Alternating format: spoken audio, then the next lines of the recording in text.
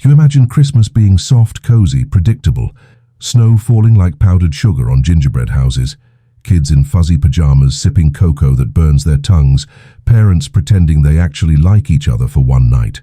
That's the Hallmark version, right? But imagine waking up in the year 1600, still clutching that steaming cup of cocoa, only to realize that your favorite Christmas movie character, elf's Santa, wouldn't just be a jolly gift giver back then. He'd be dragged into the town square, chained up, accused of witchcraft, and possibly roasted alive. Suddenly, your boring Christmas for sleep feels like a horror movie someone forgot to turn off. Oh, and by the way, if you want to survive this story without being branded a witch yourself, you might as well subscribe to this channel now. If they'd had YouTube in 1600, the Inquisition would have burned it too. Also, check the pinned comment to grab your Christmas calendar before the Puritans confiscate it as sorcery.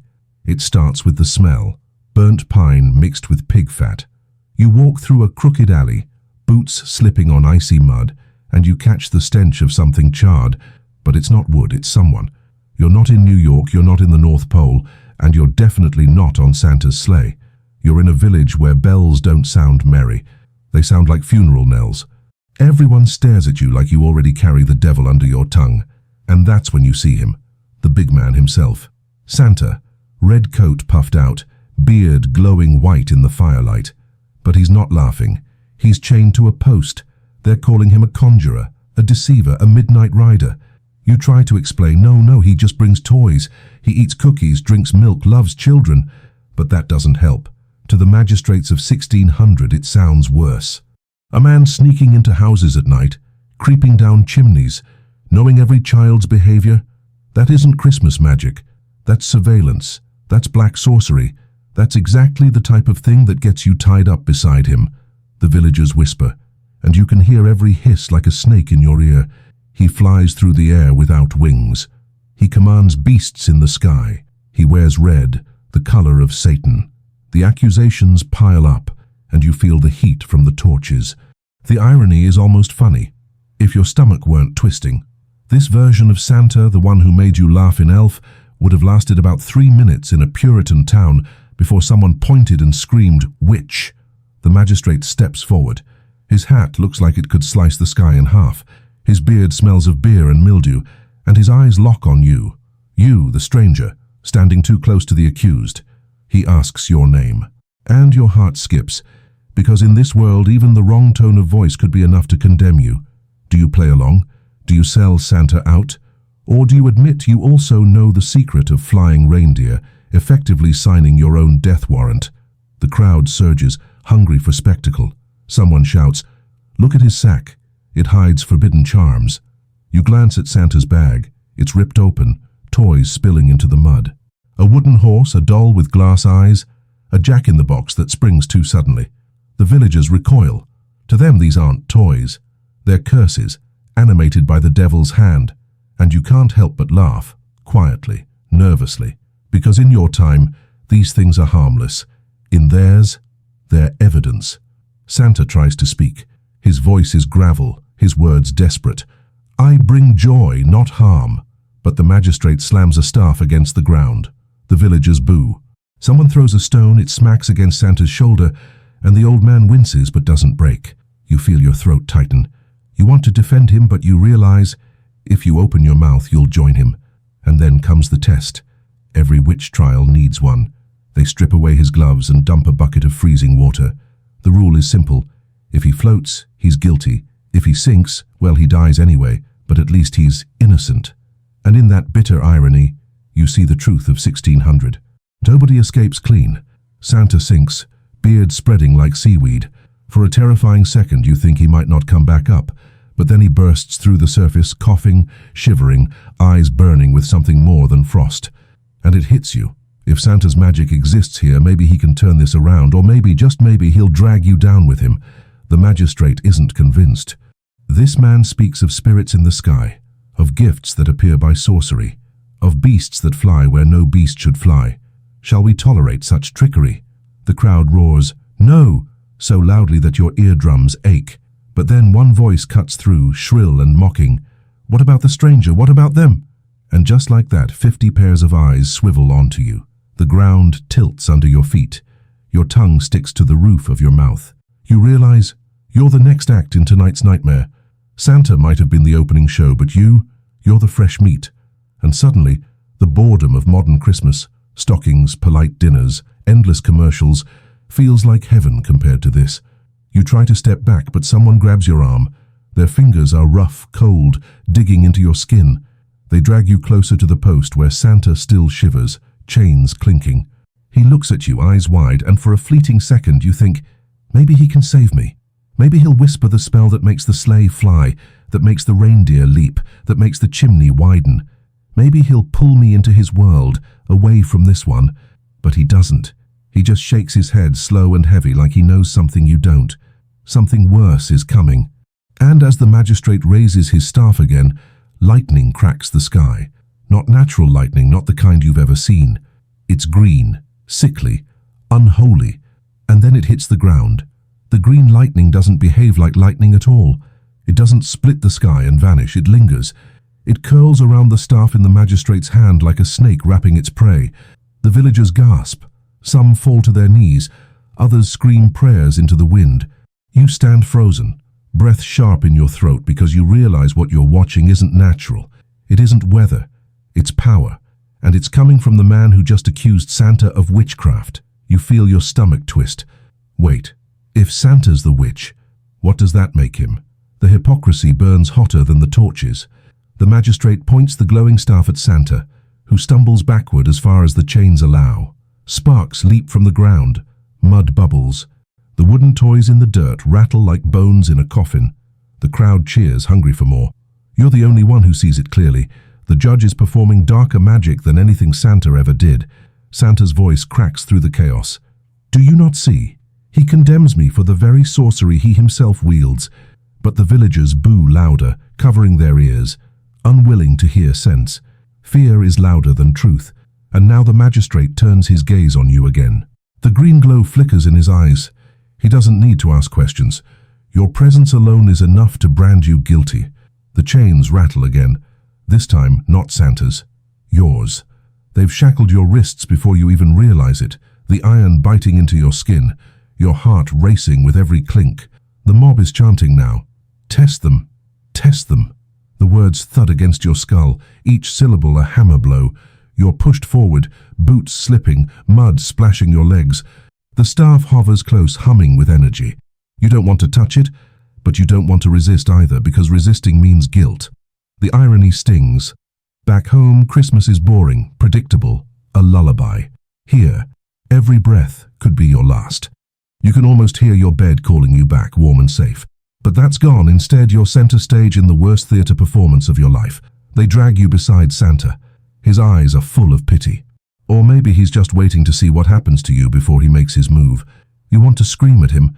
Do something, you're Santa Claus, aren't you? But when you meet his gaze, you see something that chills you more than the icy wind. He's powerless here. Whatever magic he carries, it's no match for this time, these people, or that green storm in the magistrate's hands. The magistrate raises his staff higher, and the green lightning stretches toward you.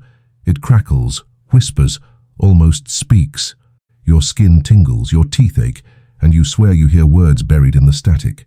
Promises, threats, join me, obey me, burn with me. Santa grits his teeth and leans toward you. His whisper is barely audible over the roar of the crowd. Don't answer it. Whatever you hear, don't answer. But the voice in your skull grows louder, and you realize this isn't just about Santa anymore. The magistrate doesn't want to kill you. He wants to claim you. The villagers erupt as the lightning snakes closer, and you feel the heat singe your hair. Your knees buckle. Santa shouts something. An old word, maybe Latin, maybe something older. The chains glow red, and in a flash, they snap. He's free. The crowd gasps, then shrieks. Some fall back, trampling each other. Others surge forward with rocks, knives, anything sharp. The magistrate screams a word that bends the air around him, and suddenly the night explodes with fireflies of green sparks. You're blinded. The world tilts. When your vision clears, Santa is gone. Not gone like disappeared into smoke. Gone like he ran.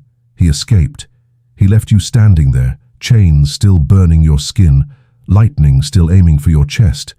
The betrayal stabs deeper than the cold iron. He left you. The one person who should have been your ally, the one figure you trusted, just abandoned you. And now it's you against the magistrate. The staff pulses. The green lightning surges. The villagers howl.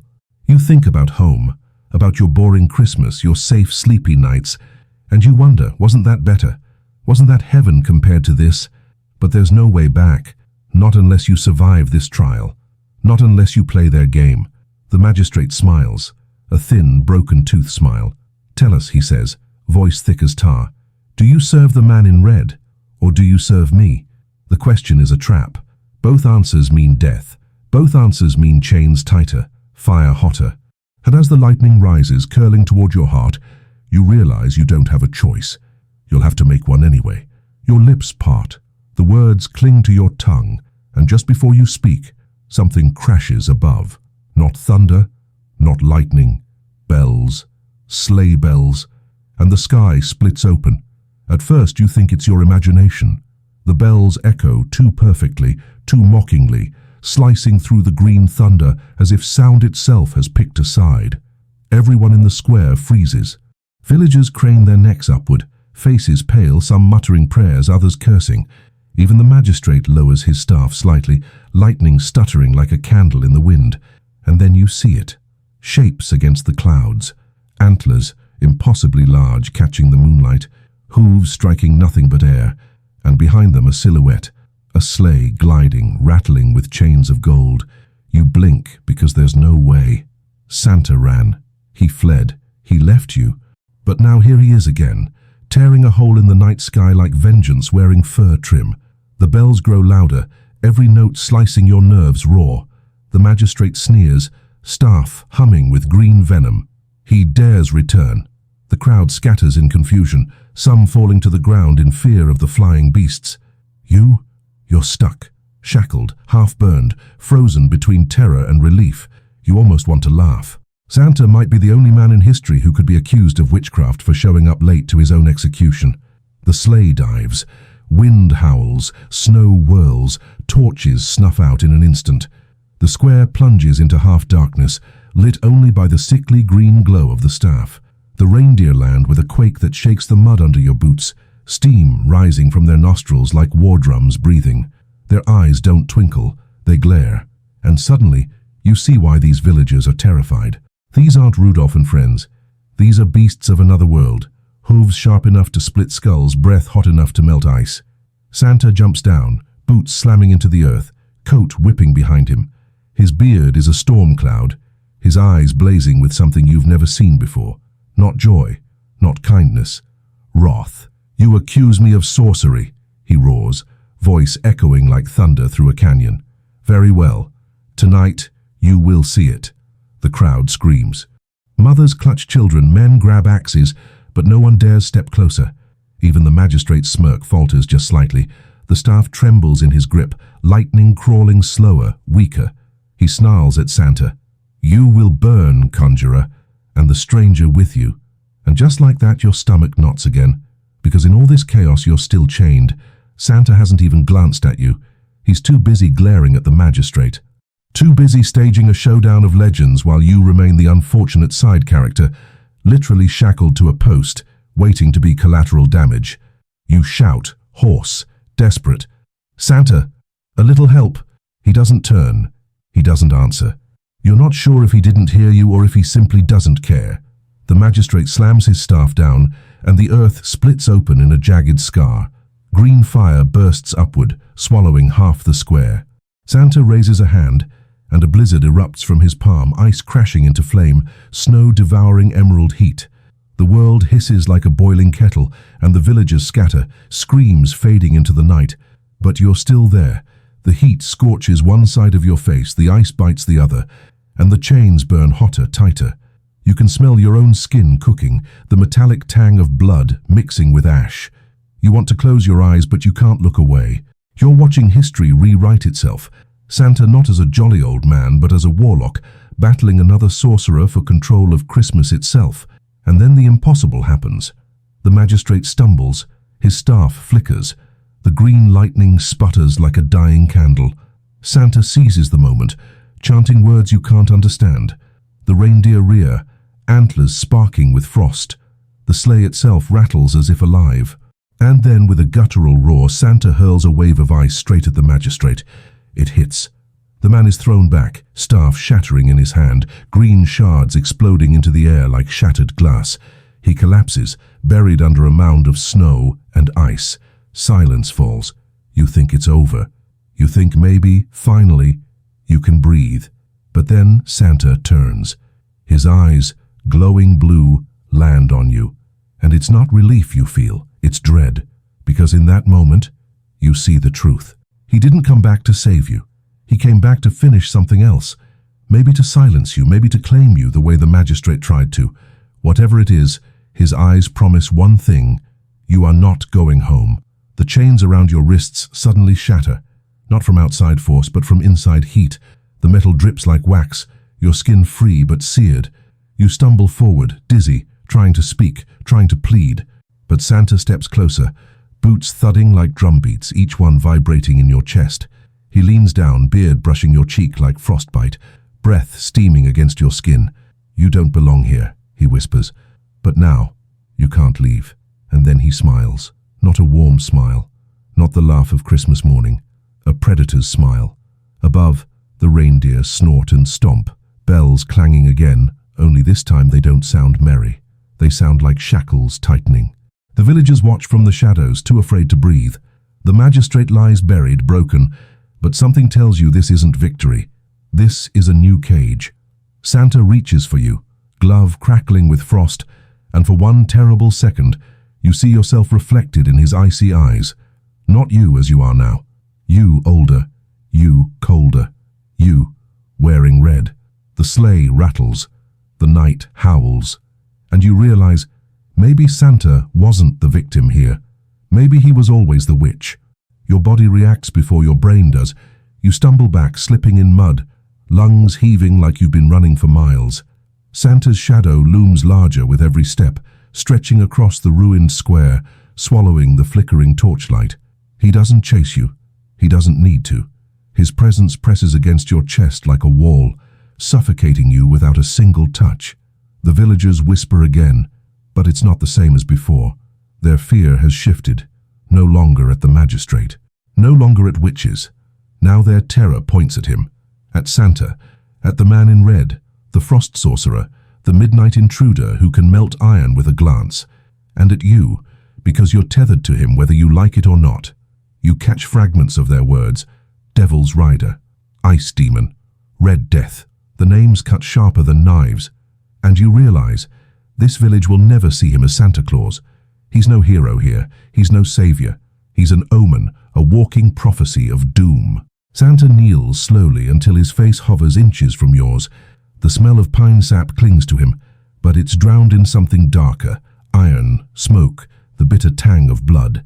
His eyes lock on yours, and his voice slides into your ear like sleet. Do you understand now? The world you come from is soft. It coddled you with lies of joy and laughter. But this is the truth. This is what Christmas costs. You want to argue. You want to scream that Christmas is supposed to be about gifts, songs, togetherness. Not this, not chains and fire and frost, but your throat betrays you. The words stick like frozen needles, choking you silent. He tilts his head, beard brushing your jaw, eyes narrowing. Good. Fear is the first gift. Behind him, the mound of snow shifts. The magistrate isn't dead. His hand bursts free, clawing at the ice, fingers green and glowing. His voice rips through the night, cracked but venomous. He lies. He is the devil's thief. Destroy him. The villagers scatter again, some rushing forward, others retreating. Confusion fractures the mob like shattered glass. You see mothers dragging their children, men arguing, blades flashing in torchlight. The square is chaos, a carnival of panic. And through it all, Santa doesn't move. He just watches the magistrate rise, staffless but still burning with dark fury. "Stay," Santa murmurs, and though his voice is quiet, it roots you to the ground like iron stakes. You can't move, you can barely breathe. The magistrate lurches forward, eyes glowing brighter, body trembling with rage. His words twist the air into knots. You think yourself righteous. You think yourself jolly. You ride beasts through the night. You sneak into homes unbidden. You conjure false wonders for children. You are filth, and this stranger is your witness. And then his gaze lands on you. You feel it like claws scraping your bones. Testify, he hisses. Tell them what he is. Your mouth opens before you even want it to. Every villager stares at you.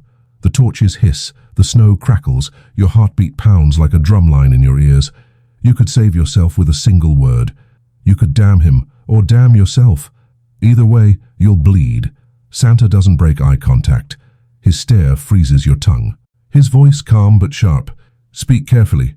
The wrong word will bind you forever.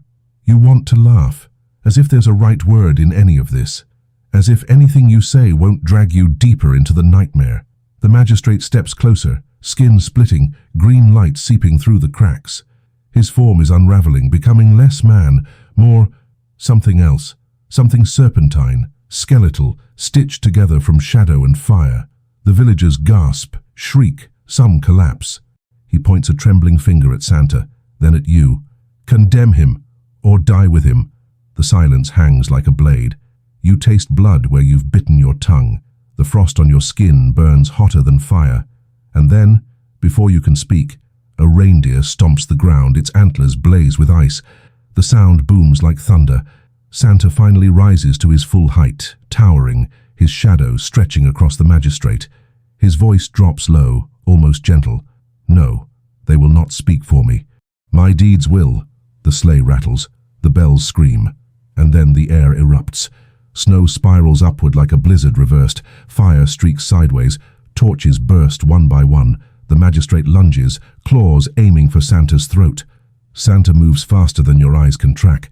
Ice collides with green fire in a blinding explosion.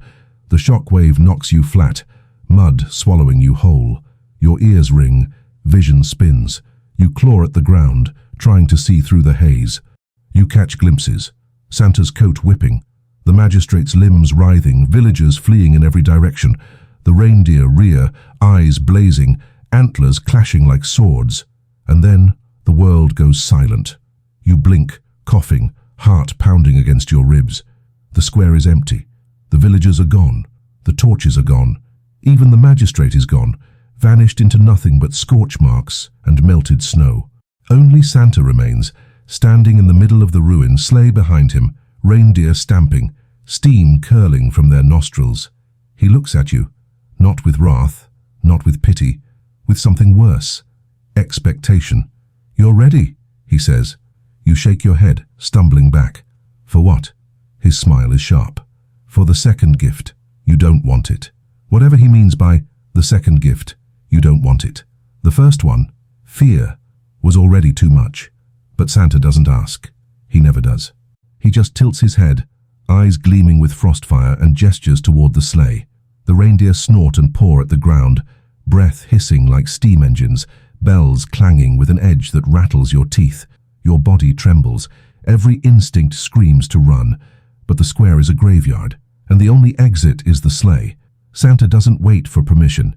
He steps closer, gloved hand reaching, and when his fingers brush your wrist, cold spreads instantly. Not skin deep, bone deep. You gasp, choking on the frost climbing your veins, your breath fogging the night. This gift is strength, he whispers. Strength to survive what comes next. You shake your head, struggling, but your knees buckle as the cold hardens inside you. It isn't freezing you, it's rewriting you. Every heartbeat pumps frost instead of blood. Every breath stings like icicles. Your skin pales, your veins glow faint blue, and you hear it, faint, distant, but growing louder. Sleigh bells. Not from the reindeer, but from inside your skull. You drop to the mud, clutching your chest, teeth chattering. Santa looms above, patient as stone. Don't resist. If you fight it, you'll shatter. If you yield, you'll endure. The bells crescendo, shaking your vision. Images flash in your head. Chimneys stretching endlessly. Children's eyes glowing like candle flames. Stockings stuffed with secrets. Fires that never warm. You see yourself climbing rooftops under a red moon, snow black as ash. You see yourself holding a sack that writhes like it's alive. And worst of all, you see yourself smiling, the same predator's smile Santa wears now. No, you rasp, spitting mud. I won't. Santa kneels, his beard grazing your frozen skin, his voice soft but cutting. You already have. The reindeer stomp, the sleigh jolts. The ground beneath you shivers, snow spiraling upward like it's obeying him. And then, suddenly, it stops. The bells fade. The cold eases. You collapse, breath ragged, body trembling but intact. You're alive, but you know something changed. Something's inside you now. Santa stands, satisfied. You'll thank me later. You stagger to your feet, fury mixing with fear. Why me? Why drag me into this? I didn't ask for your gifts. I didn't ask for any of this. For the first time, his expression softens. Not kind, but weary. No one asks. Christmas chooses. The words hang heavy, and you can't decide if they're profound or just insane. Either way, the villagers are gone, the magistrate is gone, and you're left standing in the ruins of a trial that became a battlefield. And yet, deep inside, something tells you, this was only the beginning. Santa gestures to the sleigh. Come, the night isn't over. You hesitate. Every muscle screams not to step closer. But the alternative? Stay here alone, waiting for the villagers to return with sharper blades? Waiting for the magistrate to crawl back from whatever shadow he dissolved into? No. You force your legs forward, each step crunching ice into mud. The sleigh towers above you, bigger than you expected, carved with runes that glow faint blue. The wood looks alive, pulsing faintly like it's breathing. You reach for the edge, fingers brushing the surface, and the wood is warm, too warm, like skin. You yank your hand back, stomach twisting. Santa climbs in effortlessly, coat swirling like storm clouds. He doesn't look back as he says, "Get in," or "Stay and freeze." You glance at the reindeer, their eyes glowing like twin lanterns, their antlers dripping frost. They snort, impatient, as if daring you. You swallow hard, then climb aboard. The seat is cold, but not the way normal wood is cold. It sinks into you, molding to your shape, clutching your ribs like a harness. The runes flare brighter. Santa cracks the reins. The reindeer rear, hooves sparking against the air, and then you're flying. The ground drops away so fast your stomach flips. Wind slaps your face, tears streaming, lungs choking on the freezing rush. The village shrinks below, torches nothing but dying embers. Beyond, endless forest stretches, black and endless, snow glittering like shards of glass. For a moment, it's almost beautiful. The stars, sharp as diamonds. The moon, silver and vast. The cold, pure and merciless. You almost forget the chains, the fire, the magistrate. You almost feel free. Then Santa speaks. "Do you know where we go?" You shake your head, gripping the sleigh's edge so tight your knuckles ache. He smiles without looking at you. "To the next trial." Your chest sinks. Next trial? Of course. The magistrate was only one guardian. There are others, and if you're to survive, you'll need all the gifts. Your heart pounds. More gifts. Fear was the first. Strength the second. How many more? And what happens when you've collected them all?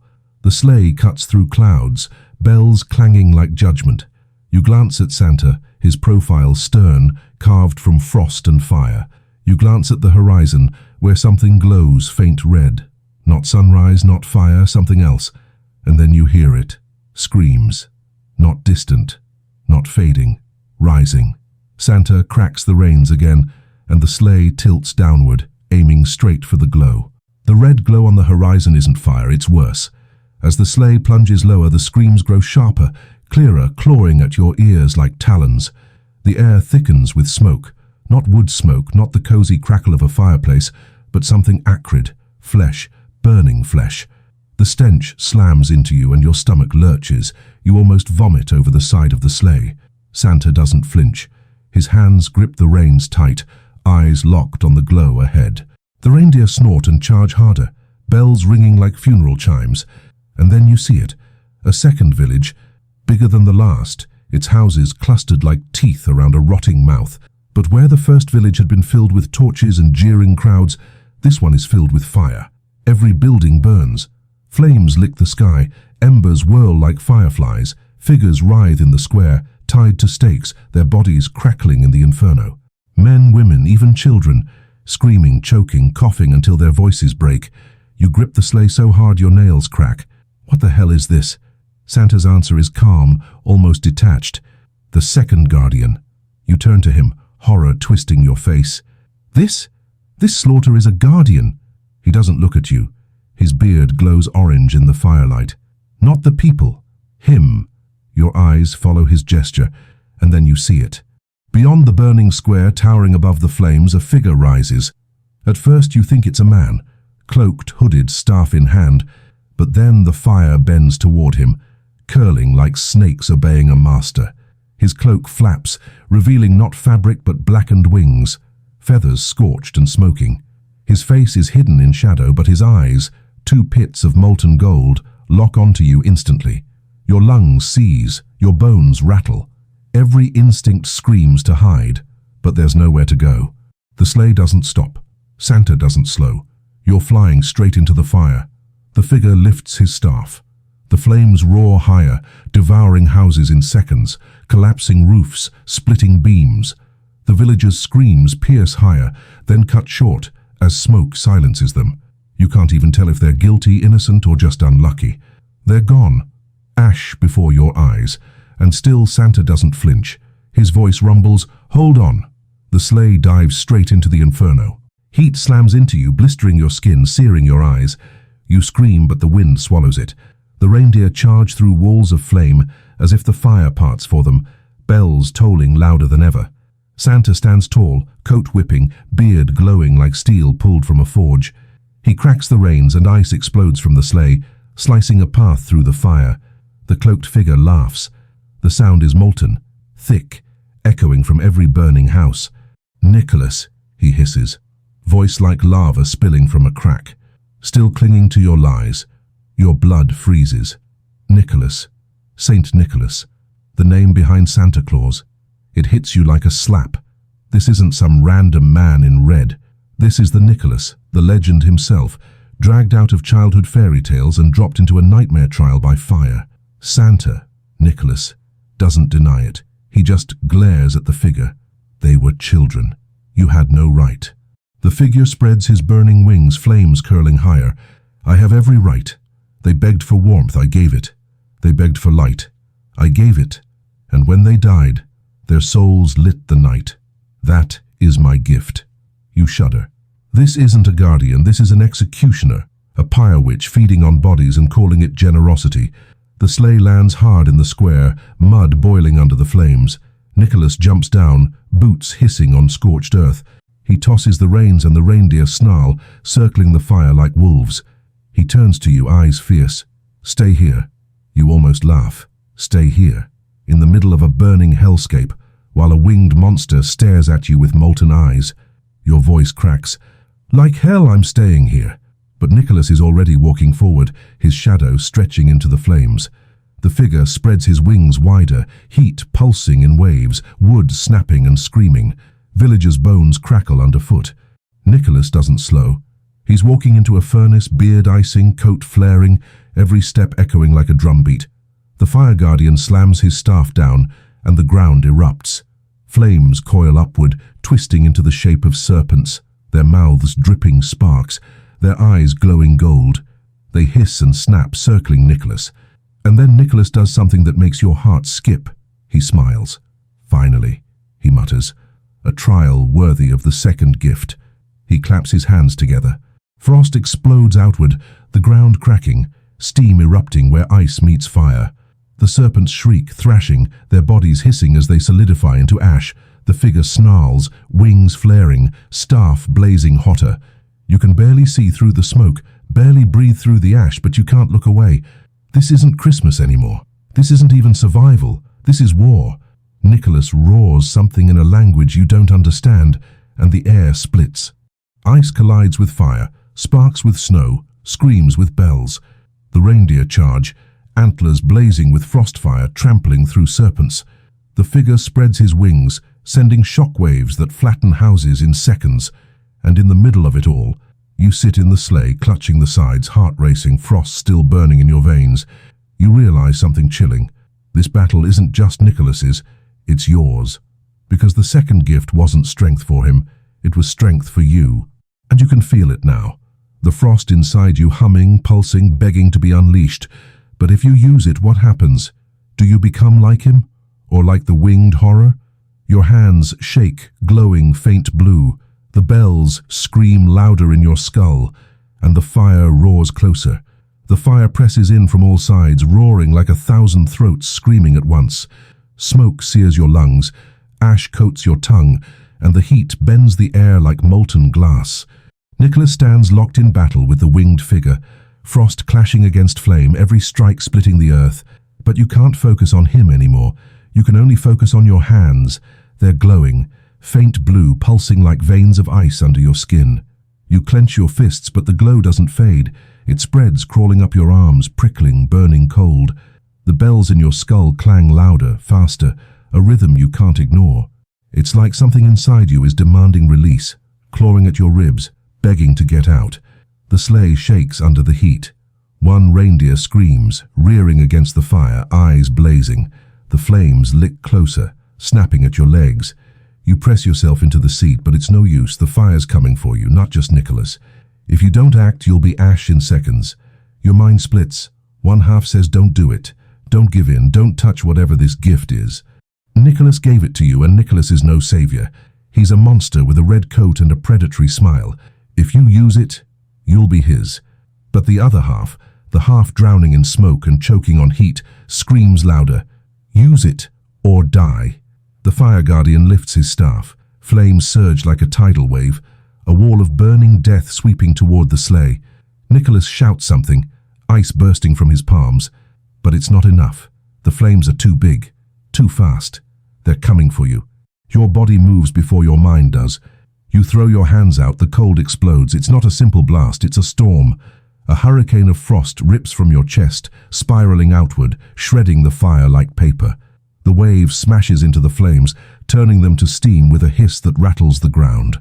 The sleigh groans under the force. The reindeer stagger but hold, and the square plunges into white-out blizzard. For a second, silence. Then the screams begin. Not human screams. Serpent screams. The fire snakes writhe in the frost, their bodies cracking, splitting, shattering into shards of glowing ash. The guardian staggers, wings thrashing, cloak burning away to reveal scorched flesh and ribs glowing like coals. His golden eyes flare hotter as he roars, "You dare!" Nicholas turns, his face stunned. He stares at you, at the frost still pouring from your hands, at the storm spiraling around you. His lips curl into that terrible smile again. "Good," he mutters. "Very good." You collapse back into the sleigh, chest heaving, vision spinning.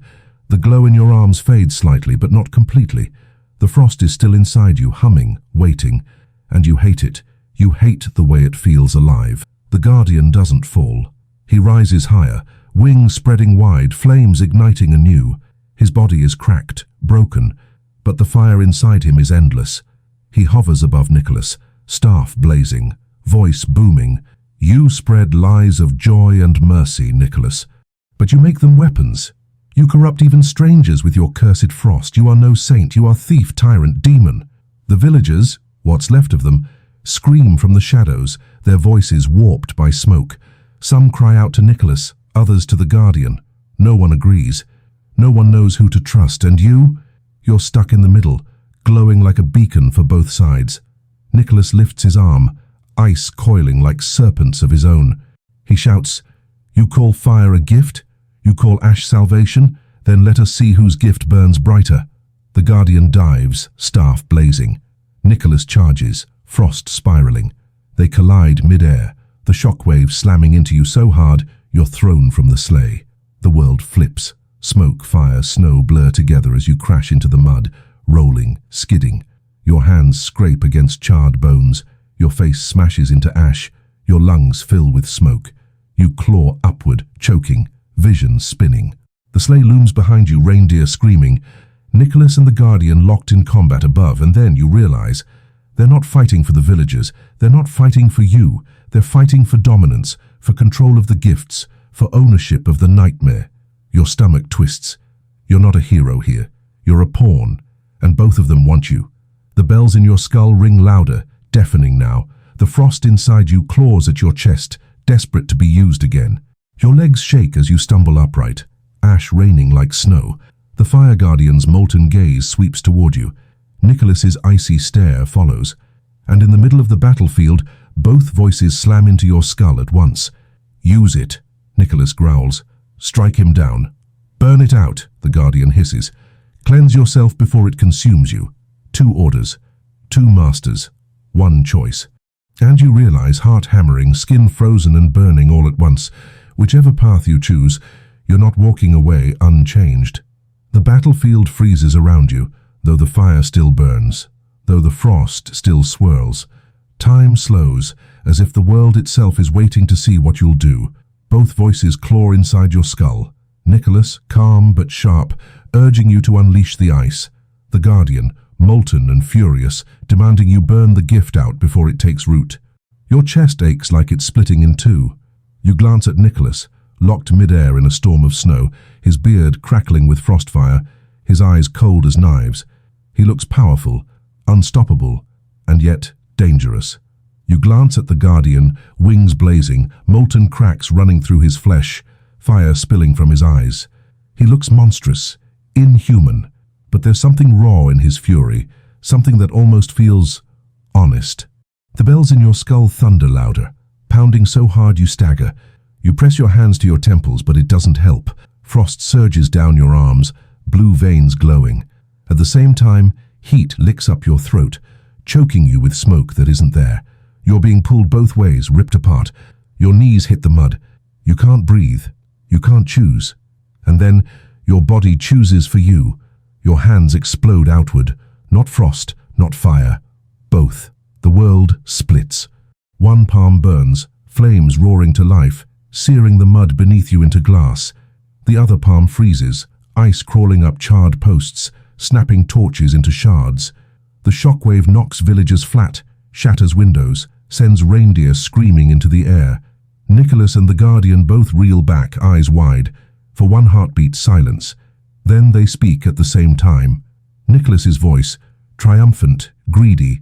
"Yes, you are mine." The Guardian's voice, furious, horrified. "No, you are cursed."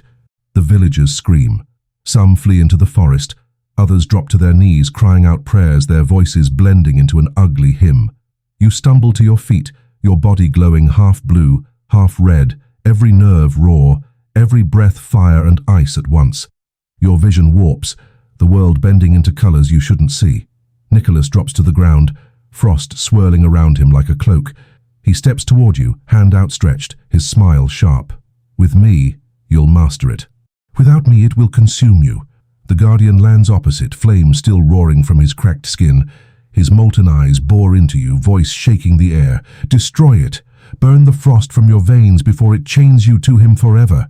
They close in. You're caught between them, every muscle trembling, your mind splitting in half. The bells scream, the fire roars, the frost bites. You want to choose. You want to scream a name, raise a hand, take a side. But your body betrays you again. The ground splits. A fissure tears through the square, ripping open beneath your feet. Fire gouts upward. Frost slams downward, and you plummet into the dark. You fall. Ash whirls past your face. Snow slices your cheeks. Smoke clogs your throat. You tumble into blackness so deep the fire above shrinks into a dying ember. Your body spins, arms flailing, frost and flames streaming from your fingers like comet tails. Then you land, hard. The world shakes. You slam into stone, coughing, gasping. Your hands claw the ground, cold stone, smooth and damp. You drag yourself upright, blinking. You're not in the village anymore. You're underground. The chamber is vast, cavernous, lit by veins of glowing rock.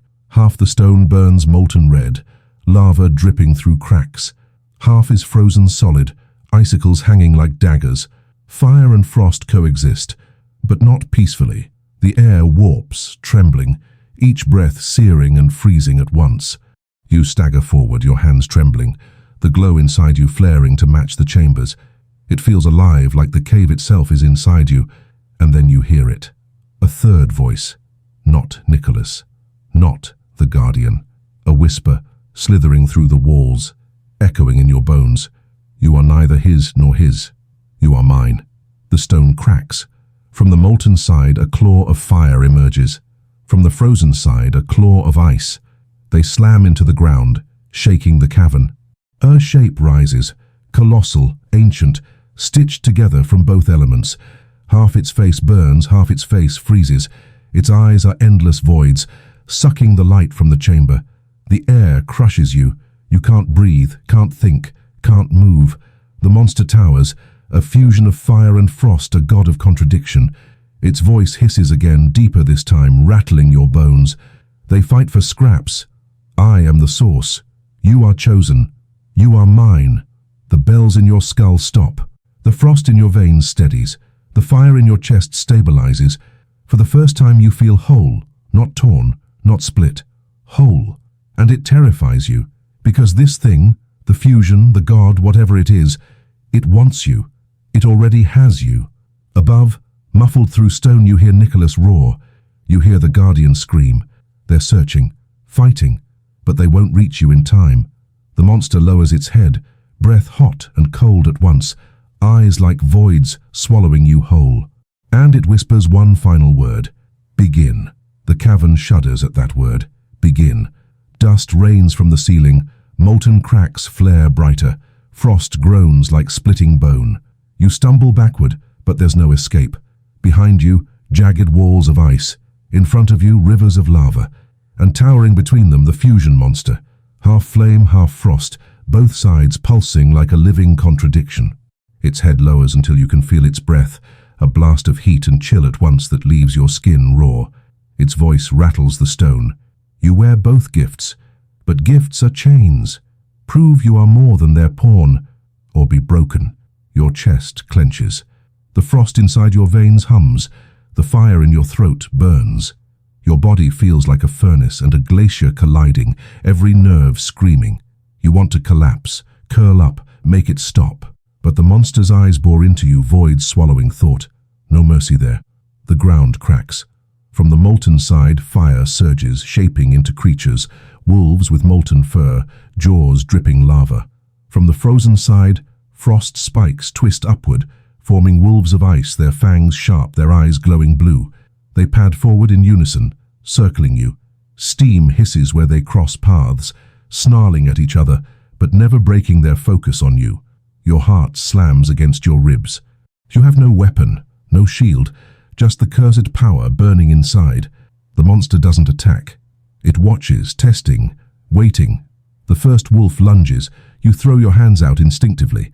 Frost erupts from your left palm, fire from your right. The two blasts collide in mid-air, a shockwave knocking the wolf aside. It crashes into the stone wall, shattering into steam and shards. The others snarl, circling faster. The bells in your skull return, faint but steady, ringing with every heartbeat.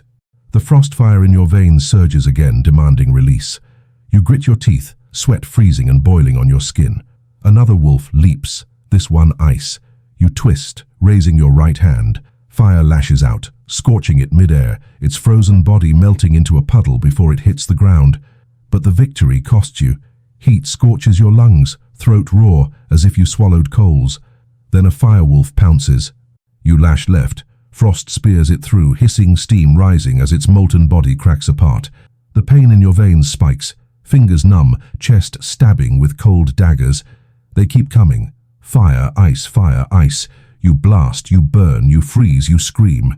Every attack costs more, drains more, rips another piece from you. The cavern shakes with every kill, the fusion monster watching in silence, its void eyes unblinking. You don't know how long it lasts. Minutes, hours? Your arms ache, your lungs bleed, your skin splits from heat and cold. You stagger, barely standing, frostbite crawling up one leg, burns crawling up the other. And still they come, until they don't. The last wolf collapses into ash and shards, vanishing in a hiss of steam. Silence slams down, heavier than the battle. You collapse to your knees, gasping, chest heaving. Your arms tremble, your skin cracked with glowing veins of red and blue. You're not human anymore, not fully. You feel it. The monster steps closer, its claws gouging stone, its voice shaking the cavern. You kill as they do, reflex, instinct. But what of will? Will you command the gifts, or will they command you? It slams its claws into the ground. The chamber splits. Lava rivers surge. Ice spikes crash upward. The floor crumbles beneath you. You fall again, this time onto a narrow ledge suspended over a chasm, and you're not alone. Chains rattle. From the shadows, figures emerge. Not wolves, not beasts. People, men, women, children, villagers from the square above. Their eyes glow, their bodies twisted, half burned, half frozen. Their chains drag across stone, ringing like bells. They stagger toward you, groaning, reaching with blackened fingers. Your stomach twists. You recognize some of them, the ones who screamed at Santa, who cheered the magistrate, who begged in the fire. They're dead, and yet here they are. Puppets. The monster's voice slams into your skull. Choose. Burn them, freeze them, save yourself, or... The word hangs, claws dragging sparks across the stone. Spare them, let them tear you apart. Your legs lock, your breath shudders. The frost in your veins howls, the fire in your throat roars. Both beg for release. Both beg to be used on the chained souls staggering toward you. Their eyes bore into yours, glowing with accusation, begging and damning all at once. You want to scream it isn't fair, that they're already dead, that this isn't your fight. But your hands rise anyway, one burning, one freezing, both trembling. The villagers shuffle closer, moaning, chains clanking, their twisted bodies reaching. The monster leans down, void eyes swallowing you. Begin. Their chains drag like funeral bells, echoing in your skull until you can't tell if it's the cavern or your own mind ringing. The villagers stagger forward, skin split between blistering burns and black frostbite, their glowing eyes locked on you. Each step they take is slow, jerky, unnatural, as if their bodies hate moving, but something stronger is forcing them. Your breath fogs in front of you, and your hands won't stop shaking. Fire flares in your right palm, frost in your left, both hungry, both waiting for a command. You whisper through cracked lips, "I can't," but the cavern doesn't care. The monster doesn't care. The dead don't care. The first villager collapses to his knees a few feet away, chains clattering, hands reaching toward your ankle. You flinch back, almost slipping on the slick ledge. His mouth opens, but no words come, only a low, guttural groan. The smell hits next. Burned hair, charred flesh, rot frozen into ice. Your stomach flips, bile clawing your throat. Burn, the fire in your chest whispers. Freeze, the frost in your veins hisses. Both voices crash into each other, fighting for dominance. You clutch your head, teeth grinding, ears ringing with bells and screams. The monster above growls, its voice making the cavern tremble. Choose. Power is nothing without will. The villagers lurch forward, a dozen of them now, arms outstretched. Their chains scrape sparks against the stone. You backpedal until your boots hit the edge of the ledge. Behind you, the chasm yawns wide, lava bubbling far below. No escape, only choice. One of the villagers grabs your wrist. His fingers are frozen solid, cutting into your skin like glass. You scream, jerking back. Without thinking, you lash out. Your right hand flares. Fire bursts. His arm ignites. His body crumples. His scream echoes before he collapses into ash. The others don't stop. If anything, they move faster. Another lunges. You panic, thrusting your left hand. Frost spikes erupt, skewering her chest. She jerks once, then freezes solid, eyes wide, before shattering into shards. Your heart slams. 2 gone. You don't even remember deciding. Instinct chose for you. And now the rest are closing in. You scream and lash out again. Fire burning, frost freezing, bodies crumbling into steam and shards. Every burst drains you. Every strike cracks your skin further, blue and red veins glowing brighter. Your lungs feel like they're tearing, your throat raw from smoke and frost. Still they come, and you kill. One after another you destroy them, their twisted faces seared into your memory, their glowing eyes staring even as they collapse, until one doesn't collapse. A child, small, frail, chains dragging twice his weight. His eyes glow faint blue, his lips cracked, burned. He stumbles forward, reaching. You freeze, hands trembling, frost and fire sparking but refusing to release. Your chest heaves. Your mind splits again. You can't. Not this one.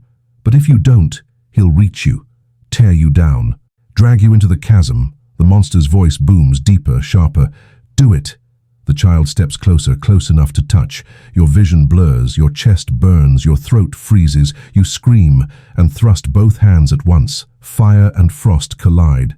The child doesn't just burn or freeze. He disintegrates. His body collapses into dust and ice shards, swirling into nothing. The scream echoes long after he's gone. Silence. The cavern stops trembling. The chains clatter into stillness. The ledge steadies beneath your feet. You collapse, clutching your chest, sobbing, choking, gasping. Your hands still glow faintly, but weaker now, drained. You stare at the stone where the child fell. Nothing left, not even bones. The monster steps closer, its colossal body blotting out half the cavern. Its void eyes bore into you, unreadable. For a moment, you think it will strike, crush you, end you. Instead, it rumbles a single word: good. The sound shakes the walls, dust raining down. You look up, tears streaking mud and ash across your face. Good? I killed them. I killed all of them. The monster lowers its head until its fangs nearly scrape the stone. Its breath scalds and freezes your skin at once. You chose. That is all that matters. Will, not mercy. Mercy is weakness. Weakness is death. You want to scream that mercy matters, that strength without mercy is just cruelty. But your voice breaks, your chest heaves, and all you can do is collapse to your knees. The monster lifts one claw, massive enough to crush you flat. It hovers above your head. You flinch, waiting for the strike. Instead, it taps your skull, lightly, almost gently. Frostfire sears through your veins again, stronger this time, deeper. Your body convulses, every nerve aflame, every bone aching with cold. You scream until your throat tears. When it ends, you're left gasping on the stone, glowing veins now etched across your arms and chest, crawling up your neck like tattoos. Your body hums with power and horror. The monster withdraws, its voice fading like thunder in the distance. The third gift, will. The cavern trembles again. Cracks race across the walls. Lava surges, ice shatters. The ground splits beneath you. You fall again into deeper darkness. And as you tumble, spinning into the abyss, you hear faint echoes, Nicholas's voice shouting your name, the guardian roaring in rage. They're still fighting above. But you're far below now, swallowed by the earth, carrying 3 gifts you never asked for. The darkness swallows you whole. You wake to silence. No fire, no frost, no bells. Just silence. The air is damp, heavy, thick with the smell of stone and something older. Moss, bones, rot that never sees sunlight. You push yourself up, body aching, every joint crackling like old wood. Your arms glow faintly, the frost fire veins etched across your skin, pulsing slow and steady. They don't hurt. That's worse. They feel natural now, like they belong. You sit on cold stone, blinking into the dark. At first you think you're blind. Then your eyes adjust. Faint blue light drips from the ceiling like icicles. Faint red glow seeps through cracks in the floor. The cavern isn't dead. It's breathing. The walls expand and contract, stone shifting like muscle. You're inside something alive. You stand, legs trembling, heart pounding. The silence isn't true silence. It's full of whispers, faint, endless, slithering just at the edge of hearing. Words you can't catch, laughter you don't want to. They slide under your skin, itch behind your eyes. The ground rumbles. You flinch, bracing, expecting the monster to return. But nothing comes. Instead, a faint sound echoes through the cavern. Not whispers, not roars, a jingle, bells. Your stomach twists, not in your head this time. Real, distant, echoing through tunnels you can't see. You stagger forward, feet crunching on bones littered across the stone. Rib cages frozen solid, skulls cracked and scorched. Every step is a grave. The bells grow louder, but off, wrong. Each chime sharp, metallic, hollow, scraping your nerves raw. They're not sleigh bells. They're shackles. Chains clinking in rhythm, mimicking joy, but dripping with dread. You follow anyway. What else can you do? The tunnel narrows, pressing against your shoulders, forcing you lower. Frost clings to one wall. Lava drips from the other, every step a gamble between freezing or burning. The bells lead you deeper until the tunnel opens into a vast chamber. And there they are. Elves. Not the ones from movies. Not the smiling, toy-making, sugar cookie caricatures. These elves are chained to the walls, their bodies twisted, their eyes hollow sockets glowing faint blue. Their ears are long, jagged like broken glass. Their teeth chatter, not with cold but with hunger. They tug at their chains in rhythm, metal scraping stone, creating the jingle that brought you here. You freeze. Your breath fogs. The whispers grow louder, circling your skull. One elf raises its head. Its voice is dry, brittle, like leaves crushed underfoot. The thief arrives. The others laugh, a hollow, rasping chorus. The thief, the thief, the thief. Your throat closes. I'm not. They hiss in unison. You carry his frost. You carry his fire. You carry his will. You are marked. You stumble back, heart slamming. Whose? Nicholas's, the Guardians? Their chains rattle as they laugh again. Both, neither. The source. The whispers in your head surge. The monster's voice, faint but clear. Mine. The elves lunge against their chains, teeth snapping inches from your face. You fall back, scrambling, frost flaring in your palms. The chains hold them, but just barely. Their arms stretch too far, fingers too long, nails scraping sparks against the stone. One elf snarls, voice twisting. We forged the gifts. We bled for them, we starved for them, and he stole them. Who? You shout, voice cracking. They shriek in unison, chains clanging like thunder. Nicholas! The word shakes the chamber. Frost cracks, lava spits, bones tumble. The elves thrash, screaming, chains rattling louder than bells. You clap your hands over your ears, but it doesn't help. The sound drills into your skull, every nerve burning. Then, silence. One elf leans forward, its face inches from yours, its breath freezing your skin. He steals, he gives, he steals again. You think you're chosen, your food, your fuel, you're nothing. Your chest tightens. The veins across your arms pulse hotter, brighter. The frost fire inside you rises, answering their accusations. Your hands glow, and the elves recoil, snarling, hissing. Their chains strain, metal glowing, stone cracking. The whispers in your head grow sharper, commanding. Strike. Silence them. Use the gifts. But another voice rises, faint, buried but yours. Don't. Your teeth grind, your body shakes, your palms flare, frost and fire boiling together. The elves shriek, chains snapping one by one. They're breaking free. You have seconds. Your mind races. If you strike, you might destroy them before they're loose. If you don't, they'll swarm you. And somewhere deep inside, you know this is another trial, another gift waiting. The question is, whose gift will it be? The first chain shatters with a metallic scream that echoes through the cavern like a funeral bell. The elf attached to it lunges forward, limbs jerking unnaturally, teeth snapping. Its hollow eyes glow brighter, blue fire blazing in its sockets. The others thrash harder, their chains straining, cracks splintering through the stone. Your body reacts before your mind can.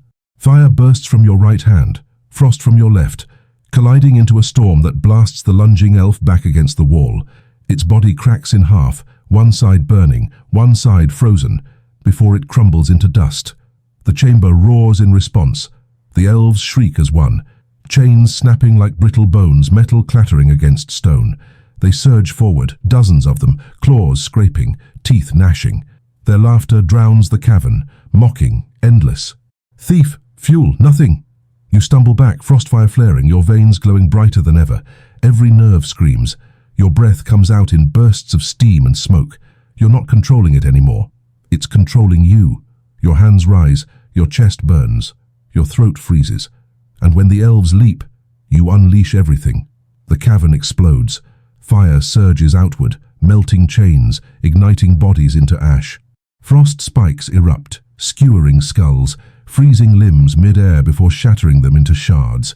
The clash is deafening, hissing steam, cracking ice, roaring flame, shrieking elves. You spin, blast, scream, slaughter, but they don't stop. For everyone you burn, 2 more crawl from the shadows. For everyone you freeze, 3 more stagger forward. The chamber is endless, and so are they. Their laughter drills into your skull, louder than bells, harsher than screams. You collapse to one knee, chest heaving, body tearing itself apart from the inside. The veins across your arms split, glowing brighter, burning your flesh from within. You cry out, clutching your chest, but the frost fire doesn't stop. It pours from you, wild, unchained, blasting elves apart, but ripping you open in the process. One elf grabs your ankle. Its touch burns and freezes at once. You kick, but its claws dig deeper. Another leaps onto your back, teeth snapping at your neck. You scream, twisting, fire and frost bursting from your skin, blasting them off in chunks of ash and ice. But more swarm, clawing, biting, tearing. And then you stop fighting. You let the frost fire have you. It surges outward, not in bursts, not in storms, but in waves. A sphere of blue and red erupts from your body, expanding, devouring everything. The elves don't shriek this time. They vanish, silenced in an instant, dust scattering into the cavern. Chains melt, stone cracks, frost spreads, lava sputters. When it ends, silence. You collapse, gasping, your skin glowing like molten ice. Every vein burns, every bone aches. Your body hums like a furnace wrapped in a glacier. You can't tell if you're alive or dying. Then footsteps. You snap your head up, eyes wide. From the far end of the chamber, a figure approaches. Not Nicholas, not the guardian, not the monster. Smaller, slender, hooded. Its steps are slow, deliberate, echoing across the stone. You push yourself up, arms trembling, ready to blast. The figure stops, raises its head, and pulls the hood back. An elf. Not twisted, not hollow-eyed, not chained. This one's different. Its eyes glow faint green, its face gaunt but not monstrous. It looks at you, not with hunger, not with rage, but with pity. You shouldn't have done that, it says. Its voice is sharp, accented, dripping with something ancient. You stagger, blinking. They attacked me. I had no choice. The elf shakes its head slowly. You always have a choice. That is the curse of the gifts. They make you forget. Your stomach knots. Forget what? The elf steps closer, lowering its voice. That mercy is power too. You flinch. The words sting more than the burns. You look around. The ashes, the shards, the silence. Dozens, maybe hundreds, wiped away by your hands. Could you have stopped without killing? Could you have resisted? Or was the monster right? That will mean choosing destruction. The elf sighs, eyes narrowing. It's too late now. You carry his mark, his frost, his hunger. Your chest tightens. Nicholas? The elf nods once. He feeds on what you killed. He always has. He will find you soon. The chamber groans, walls cracking, ceiling dripping molten stone. The elf glances up, then back at you. If you want to live, follow me. Before he claims the rest, you hesitate. Every instinct screams not to trust, not after what you've seen, but the cavern shakes harder, rocks splitting, lava surging. You're out of time. The elf extends a hand, thin, pale, trembling faintly. Its green eyes bore into yours, waiting. Above, faint but clear, you hear Nicholas's voice, furious, booming through stone. Where are you? The elf hisses, urgent. Choose, now. Your frostfire veins glow, pulsing, demanding action. Nicholas's voice shakes the chamber again, closer this time. You stare at the elf's hand, at the cracks in the ceiling, at the glow in your arms, and you know, whatever choice you make here, it won't just decide survival. It'll decide who you become. The elf's hand hovers inches from yours, trembling, pale, veins pulsing faint green like sap running through roots. Behind you, the cavern groans, stone splitting, molten rivers boiling louder. Above, Nicholas's voice echoes again, closer, harsher, dripping with frost. You cannot hide. Your chest convulses. Every breath scalds and freezes at once. The frostfire veins in your arms glow brighter, pulsing like they sense his approach. You glance at the elf's hand again. The choice burns holes into your skull. Take it, and you gamble with a stranger's mercy. Refuse, and you face Nicholas, the predator in red, the thief of gifts, alone. The ceiling cracks. Dust rains down. A boulder smashes into the ground beside you, spraying sparks. Nicholas's voice slams into your skull again, no longer a call, but a command. Come to me. Your hand moves. Almost without your consent, it stretches toward the elf. The touch burns cold. Not frost. Not fire. Something older. Your vision flashes white, then green, then black. The cavern vanishes. You stagger. knees buckling, and when your sight clears, you're no longer underground, you're in a forest. Tall black pines stretch endlessly, their branches twisted, their needles sharp as daggers. The ground crunches with frost, though no snow falls. A green haze drifts between the trees, glowing faintly, thick as fog. The air smells sharp, pine sap and wet earth, alive but not safe. The elf stands before you, no chains, no glowing hunger, only weary eyes. He will find you, he always does. But here, his power falters. You clutch your chest, gasping. Where is this? The elf's lips twitch, almost a smile. Memory, a prison but also a refuge. My kind built it long before him. You shake your head, vision spinning. Why help me? Why now? The elf's eyes harden. Because you are the last mistake we can allow. Your throat tightens. Mistake? It steps closer, voice dropping. He takes what we forge, he twists it. He calls them gifts, but they are chains. You wear 3 already. Fear, strength, will. And soon he will brand you with the 4th. The green haze swirls, shapes flickering inside it. Children's toys, stockings, bells, all warped, blackened, crawling with rot. You stagger back, bile rising in your throat. The elf's voice sharpens. Do you understand? He is no saint.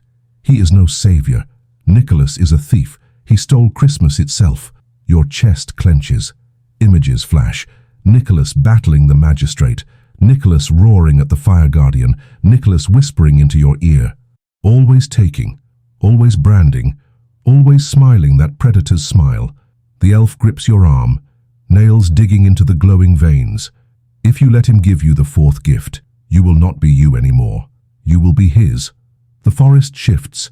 The haze trembles. A sound cuts through the silence. Bells. Not hollow, not warped. Sleigh bells, sharp and real, growing louder. The elf stiffens. Its eyes widen. Too soon. He's found us. The trees shudder, branches cracking, needles raining down like knives.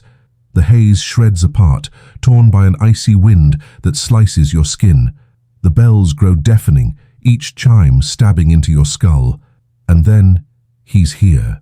Nicholas steps from the haze, red coat billowing, beard glowing with frostfire. His eyes blaze blue, his smile sharp. His sleigh looms behind him, reindeer snorting steam, bells tolling like war drums. The elf shoves you back, drawing a jagged blade of green crystal from its cloak. Run! Nicholas laughs, voice booming through the forest. Run! From me! You cannot! The reindeer charge, hooves splitting the frozen ground, antlers sparking with frost. The elf slashes the air, green light carving a wall of roots that surge upward, wrapping around the beasts. They thrash, tearing, bells clanging. Nicholas raises a hand. Frostfire bursts outward, freezing the roots solid, shattering them in an instant. He points at you, his smile widening. Come, you have more gifts to claim. Your veins flare, blue and red light pulsing, searing through your chest. Your legs buckle, your throat chokes. He's pulling at you, calling the gifts inside you like a leash. You stumble forward, unable to stop. The elf screams, tackling you down, its blade slashing through the air, green sparks scattering. Fight him, he doesn't own you yet. Nicholas steps closer, boots crunching frost, every thud echoing in your bones. His shadow swallows you, his voice soft but sharp. Don't listen to them. They are remnants, thieves who envy me. I made you, I saved you. Without me you'd be ash. Your body trembles, the frostfire burns, demanding release, demanding obedience. The elf clutches your shoulder, shouting, if you take the 4th gift, you'll never leave this forest, never leave him. Nicholas kneels, eyes blazing into yours. His breath chills your skin, his voice cutting into your skull. The 4th gift is loyalty, and it will set you free. The bells toll louder. The haze shreds apart. The ground splits, and you're trapped between the elf's blade and Nicholas's hand. The forest shakes as if it knows what's at stake. Pines bend and splinter, roots clawing upward like skeletal fingers. The green haze swirls faster, mixing with frost, turning the air into a storm of needles and ice. Nicholas kneels before you, hand outstretched, his smile patient but sharp. The elf clings to your shoulder, crystal blade pressed tight against your glowing veins, its eyes burning with desperation. Take it, Nicholas whispers. The 4th gift is loyalty. With it, you'll never fall, you'll never fear, you'll never be alone. The elf snarls, its voice cutting through the storm. Lies. Loyalty to him is slavery. If you take it, you'll serve his hunger forever. Your chest convulses, frostfire pulsing harder, veins glowing so bright you can see them through your clothes. Every beat of your heart is a drum, every breath a scream. You try to move, but your body won't listen. The gifts tug inside you, pulled toward Nicholas like iron toward a magnet. The elf raises its blade, pressing it harder to your arm. I can cut it out. The gifts, all of them, but it will hurt. It will break you. Your vision spins. Nicholas's eyes bore into yours, glowing like frozen suns. Don't listen to the vermin.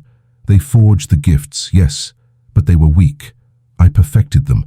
I gave them purpose, and I gave them to you. The elf shouts over him. He stole them. He bleeds us, breaks us, twists our work into weapons. You felt it already, didn't you? Every time you used the power, you lost a piece of yourself. Your throat locks. They're both right, or both wrong. You can't tell anymore. All you know is your body can't contain the gifts much longer. Fear, strength, will, they're tearing you apart. And loyalty waits, Nicholas's hand promising completion. The ground splits between you, roots snapping, frost cracking, lava dripping through fissures. The reindeer snarl, their antlers blazing with ice, their hooves stomping deep scars into the earth. The forest itself seems ready to collapse. The elf pulls you back, blade raised. Choose, him or yourself. Nicholas leans closer, his voice soft, almost tender. You've already chosen. You came this far with me. You survived because of me. And you know the truth. Without me, you are nothing. The words cut deep, deeper than the elf's blade. Because part of you believes him. Part of you remembers the magistrate, the fire guardian, the monster underground. Every trial, every horror. You survived because of the gifts. His gifts. Without them, you'd be ash and bones. But another part of you, smaller, weaker, but still alive, remembers what the elf said. That mercy is power too. That Nicholas doesn't give, he takes. That every gift is another chain. Your body jerks forward, pulled toward Nicholas's hand. The elf screams, plunging the blade downward. Pain rips through you, a white-hot slash across your arm, green sparks bursting as the crystal cuts your glowing veins. You scream, collapsing, blood hissing as it hits the frostfire etched into your skin. The gifts surge, convulsing, fighting the wound, trying to heal, trying to resist. Your vision fractures, red, blue, green, black. Nicholas roars, his voice shaking the forest. Fool! Do you think you can resist me? Do you think you can cut out what I gave you? The reindeer charge, bells screaming, antlers lowered. The elf yanks you up, dragging you through the trees, its blade still glowing, your blood still spilling. Run! Branches whip your face, roots trip your feet. The ground shakes with every hoofbeat behind you. Nicholas's laughter follows, booming, endless. Run if you must, but you'll return. They always do. The forest blurs, pines bending, haze twisting, shadows clawing at your vision. You stumble, choke, bleed, your arm burning where the elf cut you. Frostfire still pulses, but weaker now, fractured. The green sparks in the wound glow, hissing against the red and blue veins. You collapse against a tree, chest heaving, vision doubling. What did you do to me? The elf kneels, eyes sharp, voice shaking. I broke the chain, not all of them, yet, but enough. He cannot brand you with the fourth gift, not while this wound burns. Your head spins, your throat raw. And if it kills me? The elf's gaze hardens. Then, better death than servitude. The ground quakes again. Frost spreads across the trees, freezing bark into glass. Nicholas's voice thunders through the forest, closer, angrier. You cannot run forever, the night is mine. The elf grabs your arm, pulling you up. There's one place left, a sanctuary, but you won't like what waits there. You stumble forward, blood dripping, veins pulsing. Nicholas's laughter echoing behind you. The forest stretches endlessly, every step heavier, every breath shorter. And deep down, a truth gnaws at you. The elf might save you from Nicholas. But at what cost? The forest closes in around you, pines leaning overhead like black spears stabbing the sky. Every step is a war. Roots snag your boots, branches claw your face, your glowing veins pulse harder with each jolt of pain. The elf drags you by the wounded arm, its crystal blade tucked under the other. You try to pull free, but your body doesn't listen. You're running on fumes, carried more by panic than will. Behind you, sleigh bells toll like war drums. The sound crawls up your spine, burrows in your skull. Closer, louder. Nicholas doesn't chase. He hunts. He's patient, letting the sound itself crush you. The elf yanks you off the path, through a wall of thorns. They slice your skin, but you barely feel it over the fire and frost already ripping through your veins. You stumble into a clearing, gasping. The ground here is wrong. It's not dirt, not stone. It's glass. Shattered, melted, frozen again. Thousands of fragments, each shard glowing faintly, reflecting your fractured face. You stagger, boots crunching, eyes catching movement in the reflections. Not yours. Other faces. Some human, some twisted, all screaming. Your stomach lurches. What is this? The elf's voice is low, sharp. The mirror grave. The place where the gifts consume those who failed. You glance down again. The reflections twitch. A child with glowing eyes. A man with Nicholas's smile. A woman frozen mid-scream. Her mouth cracked like ice. Their eyes lock on you, following as you move. The elf doesn't flinch. If you survive this place, the gifts will bend. If you fail, they will bury you here. You stagger back. Survive how? The elf meets your eyes. By facing yourself. The bells toll again. The clearing shakes, shards rattling like teeth. Nicholas is near. The elf shoves you hard. No more time. Begin. The glass shatters beneath your feet. You fall. Not into blackness, not into stone, into yourself. You land hard, breath knocked from your lungs. When you open your eyes, you're standing in another clearing, the same one, but twisted. The trees lean at impossible angles, the ground bleeds frost and fire, the sky cracks with green lightning. And across the clearing stands you, your reflection. It grins, wide, sharp, too sharp. Its eyes blaze red and blue, its veins glowing brighter than yours. The frost fire pours off it in waves, freezing and burning the ground. It tilts its head, mocking, then speaks with your voice, but deeper, colder. You think you can resist him? You've already taken the gifts. You've already killed for them. You're not fighting Nicholas, you're becoming him. Your chest tightens. No. The reflection laughs. No? Then why did you burn them? Why did you freeze them? Why did you slaughter the chained souls without a second thought? I had no choice, you snap. The reflection steps closer, frostfire sparking in its palms. That's what he says. That's what Nicholas always says. No choice, no mercy, only gifts. The bells thunder above, shaking the trees. Nicholas's laughter seeps through the cracks in the sky. Choose, little thief, choose yourself or me. Your reflection lunges. Its fire slams against your frost, its frost against your fire. The clearing erupts, shards of glass spinning, each one reflecting the battle. You slam fists, dodge blasts, scream as your own face tries to tear you apart. Every strike is too familiar.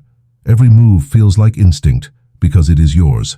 You blast it with fire, its frost blocks. You stab with ice, its flames burn through. You can't win because every attack it already knows. Every defense it already counters. Your body weakens fast. Your veins flare, splitting your skin, blood glowing with frost fire. The reflection grins wider, teeth sharp as glass. See? You are me. And when Nicholas brands you with loyalty, we'll be whole. You collapse to one knee, chest convulsing, vision shattering. The reflection towers over you, hand raised, frostfire spiraling into a spear. The bells toll louder, Nicholas's voice booming. Take it, accept me, end the pain. The spear lowers. And then, you hear another voice. Faint, weak. The elf. Mercy is power too. Your reflection freezes, grin, faltering. The words cut through the bells, through the storm, through your skull. You remember the chained souls, the child, the ash. You remember choosing death over mercy, and you realize that wasn't strength. That was weakness disguised as power. The reflection snarls, lunging. No, mercy is weakness. You rise, chest blazing, arms glowing. But instead of striking, you lower your hands. You let it come. You let it strike. The spear pierces your chest. Pain explodes, white-hot, freezing, burning, endless. But you don't scream. You grab the reflection's wrist, locking eyes. You don't own me. Nicholas doesn't own me. No one does. The reflection's grin cracks. Its body fractures. The spear shatters. Frostfire leaks from its veins, spilling like smoke, seeping into yours. You absorb it, swallow it, bend it. The clearing collapses. Glass shatters, reflections scream, sky cracks. The reflection crumbles into shards, its final whisper echoing. You'll regret this. You fall again, and when you hit the ground, you're back in the clearing. The elf kneels beside you, eyes wide, blade ready. Your chest glows brighter, the veins steadier, not wild, but controlled. The gifts hum inside you, not chains, not hunger. Yours. The bells toll again, closer, deafening. Nicholas's sleigh bursts through the trees, frostfire blazing, reindeer roaring. His voice shakes the forest. So, you've bent them. Good. Now you're ready for me. The elf grips your arm, eyes burning. Run! But you're not sure you want to anymore. The sleigh smashes into the clearing like a meteor, splinters of ice spraying across the glass ground. Reindeer scream, hooves cracking the earth, antlers glowing with jagged frostfire. The bells toll louder than thunder, each chime rattling your ribs, threatening to shake your soul loose. Nicholas steps down, coat snapping like a flag in the storm. His eyes blaze, his beard crackles with frost, and his boots crunch against the shards of broken reflections. His smile is sharp enough to slice the air. You've grown, he says, voice rolling like an avalanche. I can smell it. The gifts bend now. Not wild, not feral. Yours. Your chest glows faintly, the veins steady, humming in rhythm with your heartbeat. For the first time you don't feel like you're splitting in two. The frostfire answers when you call it, and stays quiet when you don't. You stand taller, breath sharper, hands steady. The elf moves between you, blade raised, voice trembling but fierce. You won't have them, not this one, not again. Nicholas chuckles, a sound that shakes the pines. And what will you do, little scrap? Cut me with your stolen glass. He flicks a hand. Frost erupts from the ground, roots shattering, the elf flung back into a tree. It hits hard, blades skittering away. You rush forward, frost sparking in your palms, but Nicholas doesn't even look at you. He steps closer, boots echoing. Do not mistake me. I am not here to steal. I am here to finish. You've survived the trials, you've bled, killed, bent the power to your will, and now you stand ready for the final gift. The words slam into your skull. Your chest tightens. I don't want any more gifts. Nicholas laughs. Not kindly, not warmly. Cruel, booming, endless. Want? Want has nothing to do with it. Christmas is not about what you want. It's about what I give. He raises his hand. The sleigh rattles, the reindeer roar, the bells toll louder. The air thickens, heavy with frostfire. Your veins pulse in answer, glowing brighter, pulled toward him like gravity. You stagger, fists clenched, teeth grinding. The elf screams from the ground. Resist him! Nicholas doesn't flinch. Why resist? You've already killed for me. You've already fed me with every strike. Do you think your mercy in the mirror grave freed you? No, it prepared you. It made you worthy. Your stomach twists. Part of you wants to believe him, because he's not wrong. You did survive because of the gifts. You did kill because of them. And every step closer, every battle fought, has only tied you tighter to him. The ground cracks. Nicholas spreads his arms. The fourth gift, loyalty. With it you won't be chained. You'll be crowned. You will not serve me. You will be me. The forest roars. Pines splitting, frost spreading, roots cracking. The air hums with power, the clearing trembling under the weight of his words. The elf staggers up, blade shaking, blood dripping. Don't listen, he doesn't crown, he consumes. Nicholas's eyes narrow, his smile sharper. Do you really want to listen to a remnant? A half-dead thief chained to memory? Or to me who gave you power, who made you survive, who left me? The words rip out of you. Louder than you expected, sharper than any blade. Nicholas freezes. The elf looks at you, wide-eyed. Your voice shakes but grows stronger. You left me in the square, chained. You let the magistrate point at me, let the mob scream at me. You could have saved me, but you didn't. Nicholas tilts his head, smile faltering for the first time. His eyes narrow. Because you needed to suffer, to be broken. Only broken things can be reforged. The bells toll again. The reindeer stomp, the sleigh rattles. Nicholas steps closer, his voice colder. And now you are forged, strong, whole, and mine. The frost fire in your veins surges, pulling toward him. Your knees buckle, your vision blurs. The elf screams again, "Fight him! He can't take what you refuse to give!" Nicholas's hand hovers inches from your face. Frost spirals from his palm, cold enough to freeze your breath mid-air. His eyes blaze, his voice drops to a whisper that cuts deeper than a scream. Say it. Say you are mine. Take the gift. Your chest convulses. Your arms burn. The bells in your skull drown everything. You can't think, you can't breathe, but you feel it, deep inside, the frost fire humming steady, waiting, yours. Your lips part. The clearing holds its breath. Nicholas leans closer. The elf grips its blade, ready to strike. And in that suspended second, you know, whatever you say next will end this chase. One way or another. The forest holds its breath. Frost hangs mid-air like glass dust, each particle a tiny blade catching the faint green haze. Nicholas leans in, hand inches from your face, his eyes bright enough to blind you. The reindeer stomp, bells toll, antlers sparking. The elf crouches in the shattered trees, blade trembling but ready. Your chest heaves, the frost fire inside you swirling, steady but heavy. All three gifts, fear, strength, will, hum like a chord waiting for the last note. Nicholas's voice threads through the air, soft but sharp. Say it. Take it. Be mine. You think about everything. Your own reflection shattering, the chained souls you burned and froze, the elf's warning, the monster underground. You think about the moment Nicholas left you chained, the moment he returned with a sleigh not to save but to test. The predator's smile, the way his gifts tasted like chains, and you think about the elf's whisper.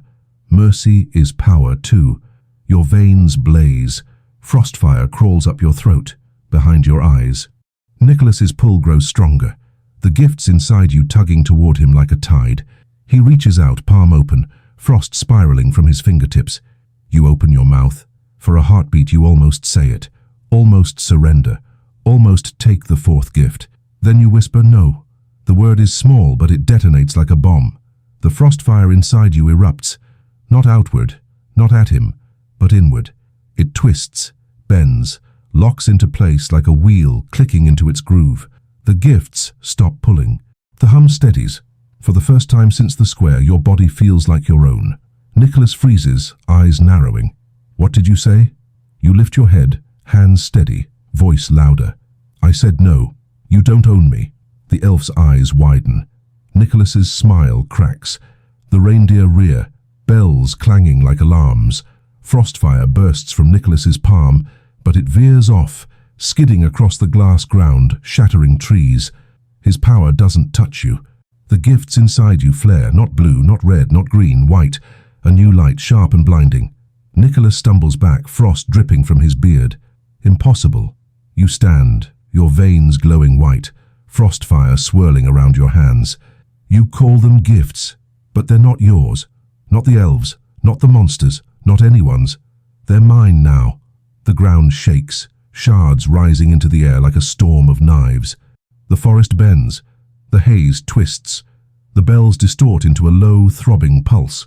Nicholas's eyes blaze brighter, his voice thunder. You think you can stand against me? Against Christmas itself? The elf staggers closer, blade raised, voice trembling. Now, while he's weak, Nicholas roars, frostfire exploding from his body, the reindeer charging, antlers sparking like lightning rods. His sleigh rattles, runes glowing, bells tolling in frantic rhythm. He steps forward, power rolling off him like a blizzard made of fire. You plant your feet, hands out. Frostfire spirals from your palms, not wild but controlled, weaving into a sphere of white light that hums between you and Nicholas. The reindeer halt, hooves skidding on the glass. Nicholas's eyes flicker, not with rage, but doubt. You can't stop me, he snarls. You can't stop what I am. Your voice is calm, steady. I'm not stopping you. I'm taking back what's mine. The white light bursts. It surges outward, not as an attack but as a wave washing over the clearing, swallowing frost and fire alike. Nicholas staggers, coat snapping, beard whipping in the wind. The reindeer rear and scream, bells shattering. The sleigh's runes flicker and die. The elf drops to one knee, shielding its eyes. What are you doing? You don't answer. You're not sure yourself. You just know it's right. The gifts hum, bending, breaking their chains, fusing into something new. Not frost, not fire. Not will twisted into chains. Choice. Nicholas roars, slamming his hands into the ground. Frostfire surges upward, colliding with your wave, the impact shaking the forest to its roots. Trees split, haze explodes, shards rain from the sky. And then, he's gone. The frostfire collapses, the bells go silent, the sleigh vanishes. Only scorched earth and cracked ice remain. You stumble forward, chest heaving, the white glow fading from your veins. The elf rises slowly, eyes wide, blade lowering. Just banished him. Your knees give out. He'll come back? Yes, the elf says softly, but not as he was. You look down at your hands, still faintly glowing. What am I now? The elf hesitates. Not his, not ours. Something new. But new things draw hunters. You lift your head. The forest is silent but not dead. No bells, no sleigh. Just a hush, like the world is waiting. You swallow, your voice barely a whisper. Then what's next? The elf glances at the sky. Clouds swirl, faint shapes flickering, antlers, wings, claws. The fifth trial. You close your eyes. Of course there's a fifth. The forest doesn't stay silent for long. The hush fractures, replaced by a low hum, steady and relentless, vibrating through the ground beneath your feet. The elf stiffens, blade clutched tight, eyes locked on the sky. You follow its gaze. The clouds above churn, grinding against each other like millstones. Shapes writhe inside the storm, antlers that stretch too far, wings that shouldn't fit, claws scraping across lightning. The air grows heavy, pressing on your chest, squeezing the breath from your lungs. The elf whispers, "The fifth guardian wakes." Your veins flicker faintly white, the gifts humming nervously. Your body still aches from Nicholas's pull, from the reflection, from the chains of elves. You can barely stand, but the forest doesn't care. The storm widens, stretching across the horizon, swallowing moonlight. The hum sharpens. It isn't thunder, it's voices. Dozens of them, maybe hundreds, chanting in a language you don't know, but somehow understand. Give, give, give. Your chest seizes. The word echoes the way Nicholas spoke, the way the elves accused, the way the monster whispered. But here it's louder, endless. The elf steps closer, voice low. This trial isn't his, not Nicholas's, not even the source's. This is older. You shake your head, clutching your chest. Older than what? The elf doesn't answer. The storm splits. From the clouds descends something massive, but it doesn't fall. It floats, suspended, woven from shadow and light, stitched together by chains of bells. Its body shifts constantly. One moment a stag, the next a dragon, the next a faceless giant with antlers piercing the sky. Its eyes blaze hollow gold, wide and endless. Your stomach turns. This isn't Nicholas. This isn't even a monster you can fight. This is a concept, a hunger-given shape.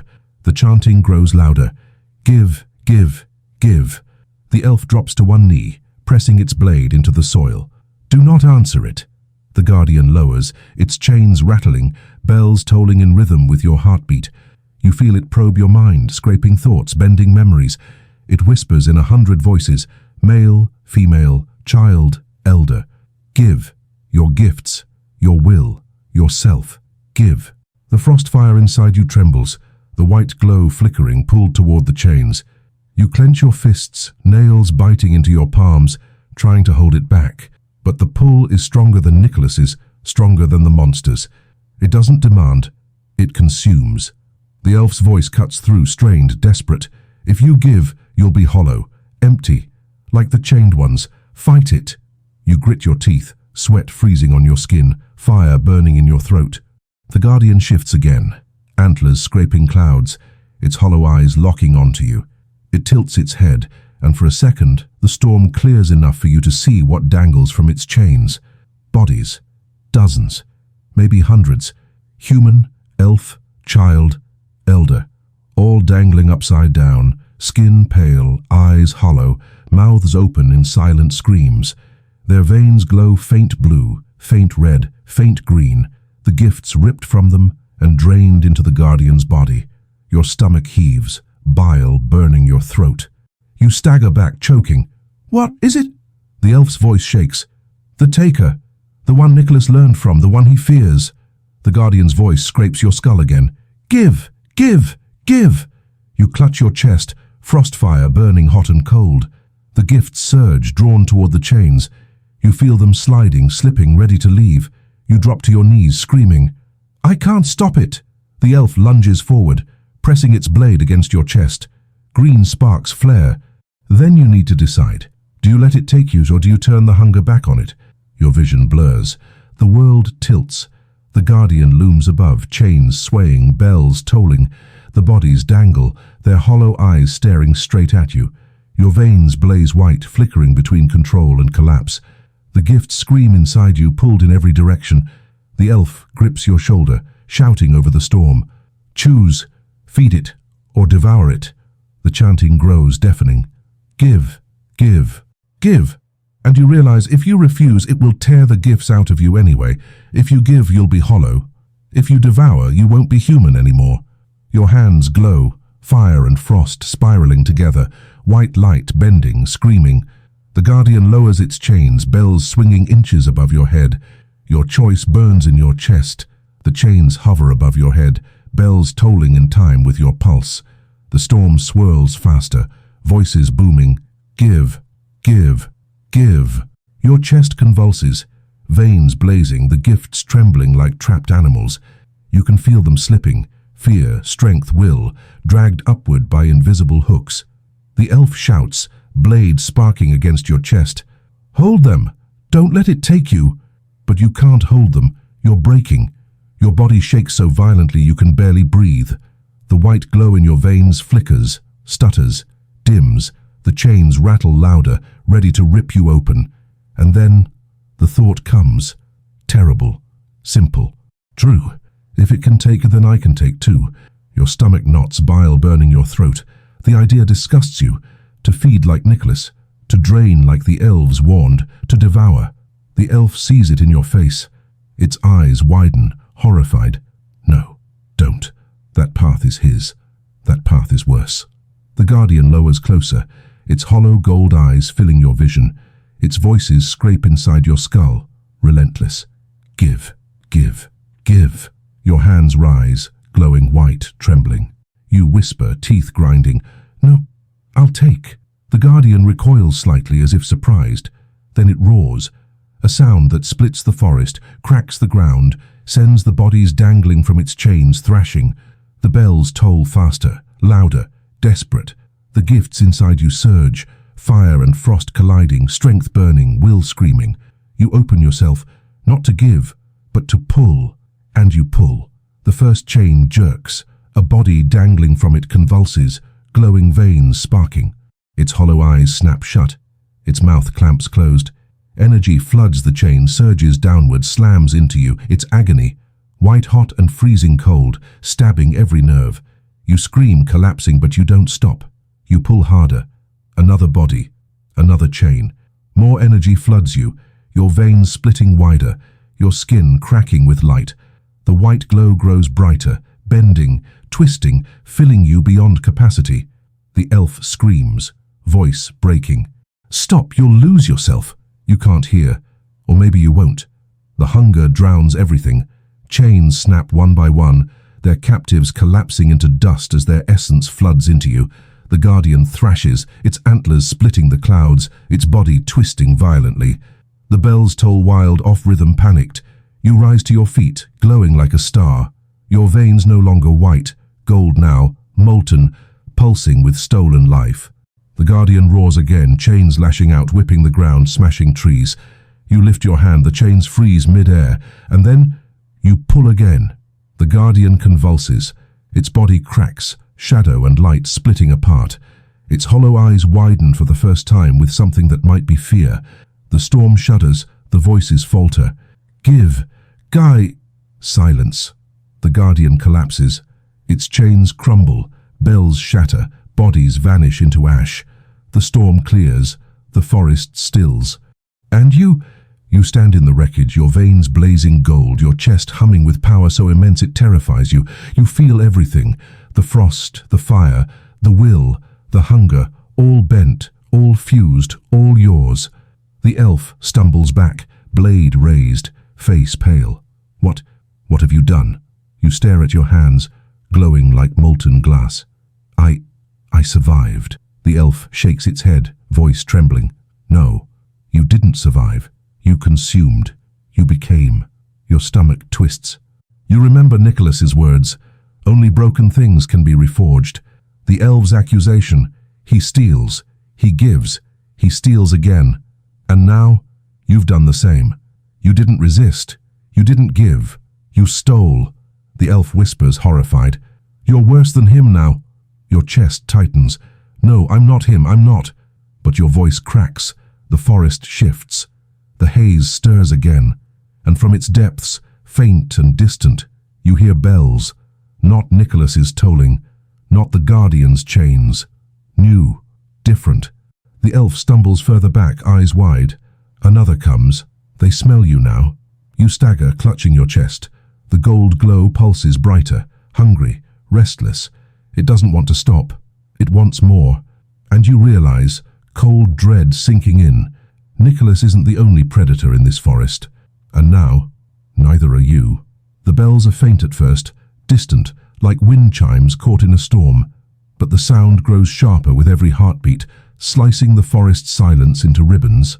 Not Nicholas's sleigh bells, not the taker's chains. This rhythm is different, precise, surgical. The elf presses its back against a shattered pine, eyes darting, blade trembling. No, it's too soon. You clutch your chest, golden veins pulsing, the hunger still gnawing, restless. What's too soon? The elf swallows hard, voice low. The collectors. The word alone sends ice through your gut. You don't ask what they collect. You already know. The haze thickens again, not green this time, but silver. It snakes between the trees, glowing faintly, carrying the metallic scent of blood and steel. The bells toll closer, the rhythm so exact it feels mechanical. Tick, chime, and then they appear. Figures in cloaks of silver thread, their hoods pulled low, faces hidden by masks carved from bone.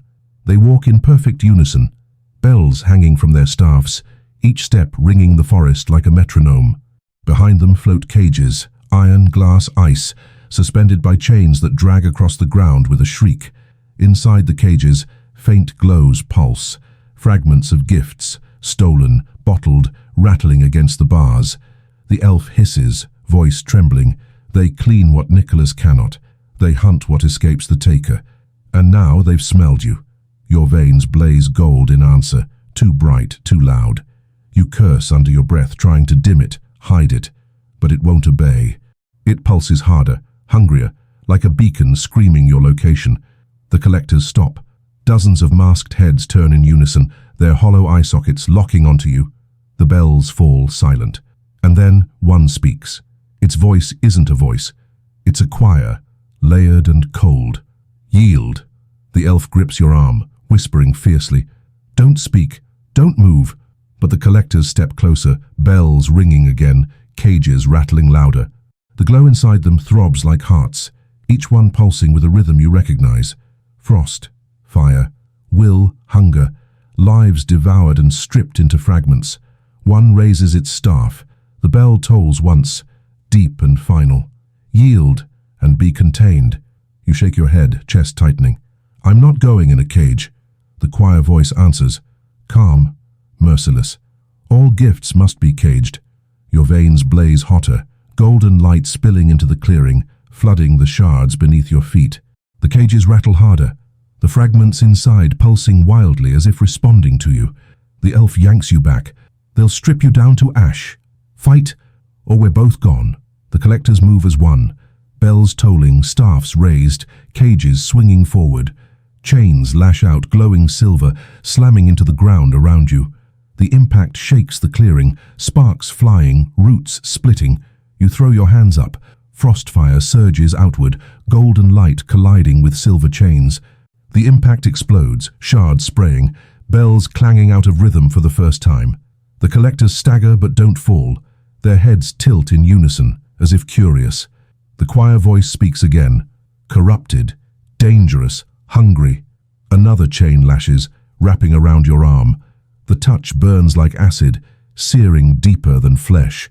You scream, frostfire bursting from your veins, shattering the link, but the pain lingers, echoing through your bones. The elf slashes another chain with its crystal blade, sparks flying. They won't stop. You can't outfight them. You have to outthink them. Your vision blurs, golden light spilling from your skin, staining the clearing. The cages behind the collectors glow brighter, fragments rattling, shaking, slamming against the bars as if begging to be free. And then you feel it, the hunger inside you, pulling not at the collectors, but at their cages. You stumble, clutching your chest. Not again. The elf sees your face, realization snapping in its eyes. Don't! If you take from them, there'll be nothing left of you. The collectors raise their staffs, bells tolling in perfect unison.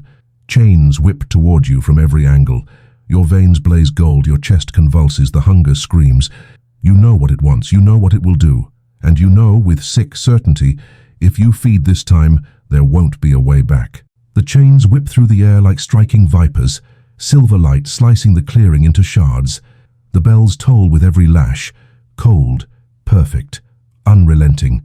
The collectors march forward in unison, their cages rattling, glowing fragments pulsing like frantic hearts.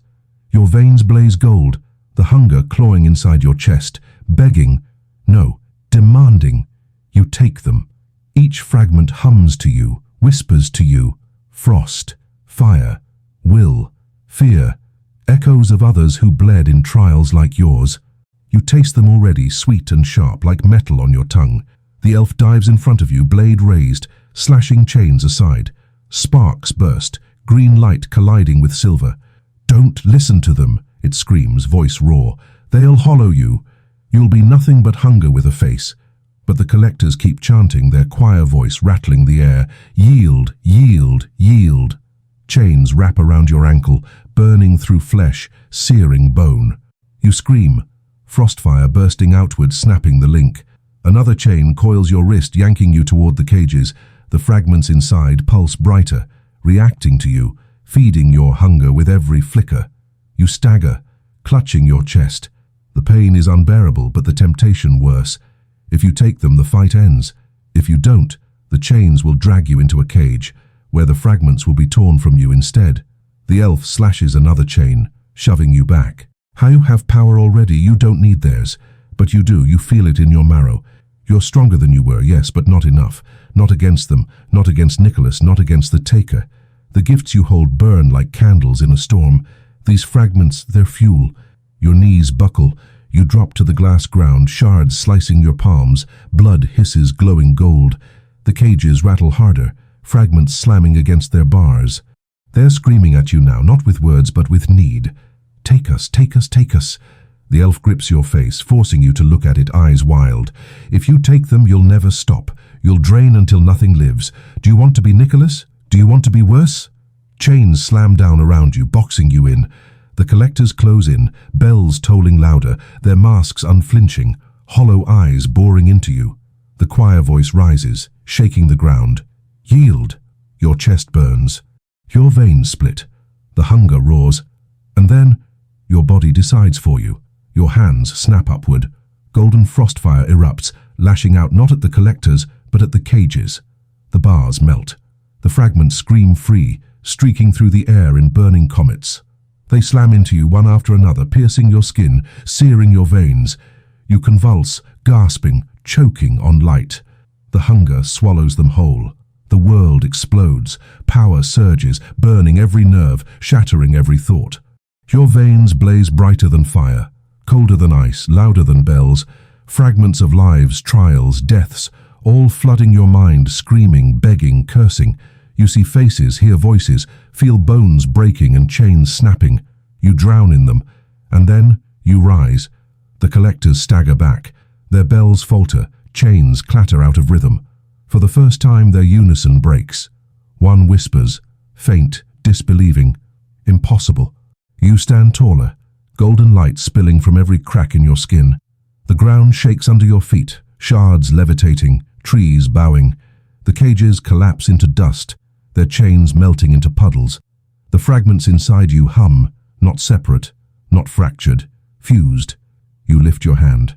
The collectors freeze, and you pull.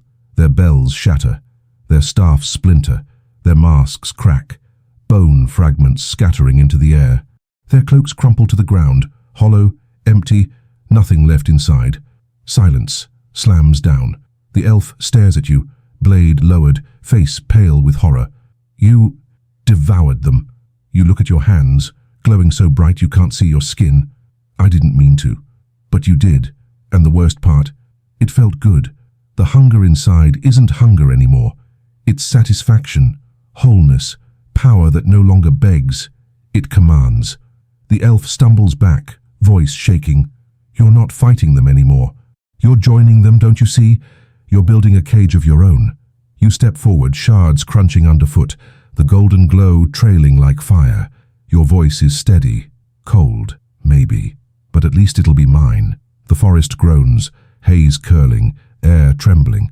Above, faint but clear, you hear bells again. Not the taker, not the collectors. Nicholas.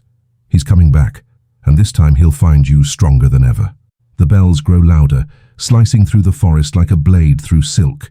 Not the precise chimes of the collectors, not the clanging chains of the taker.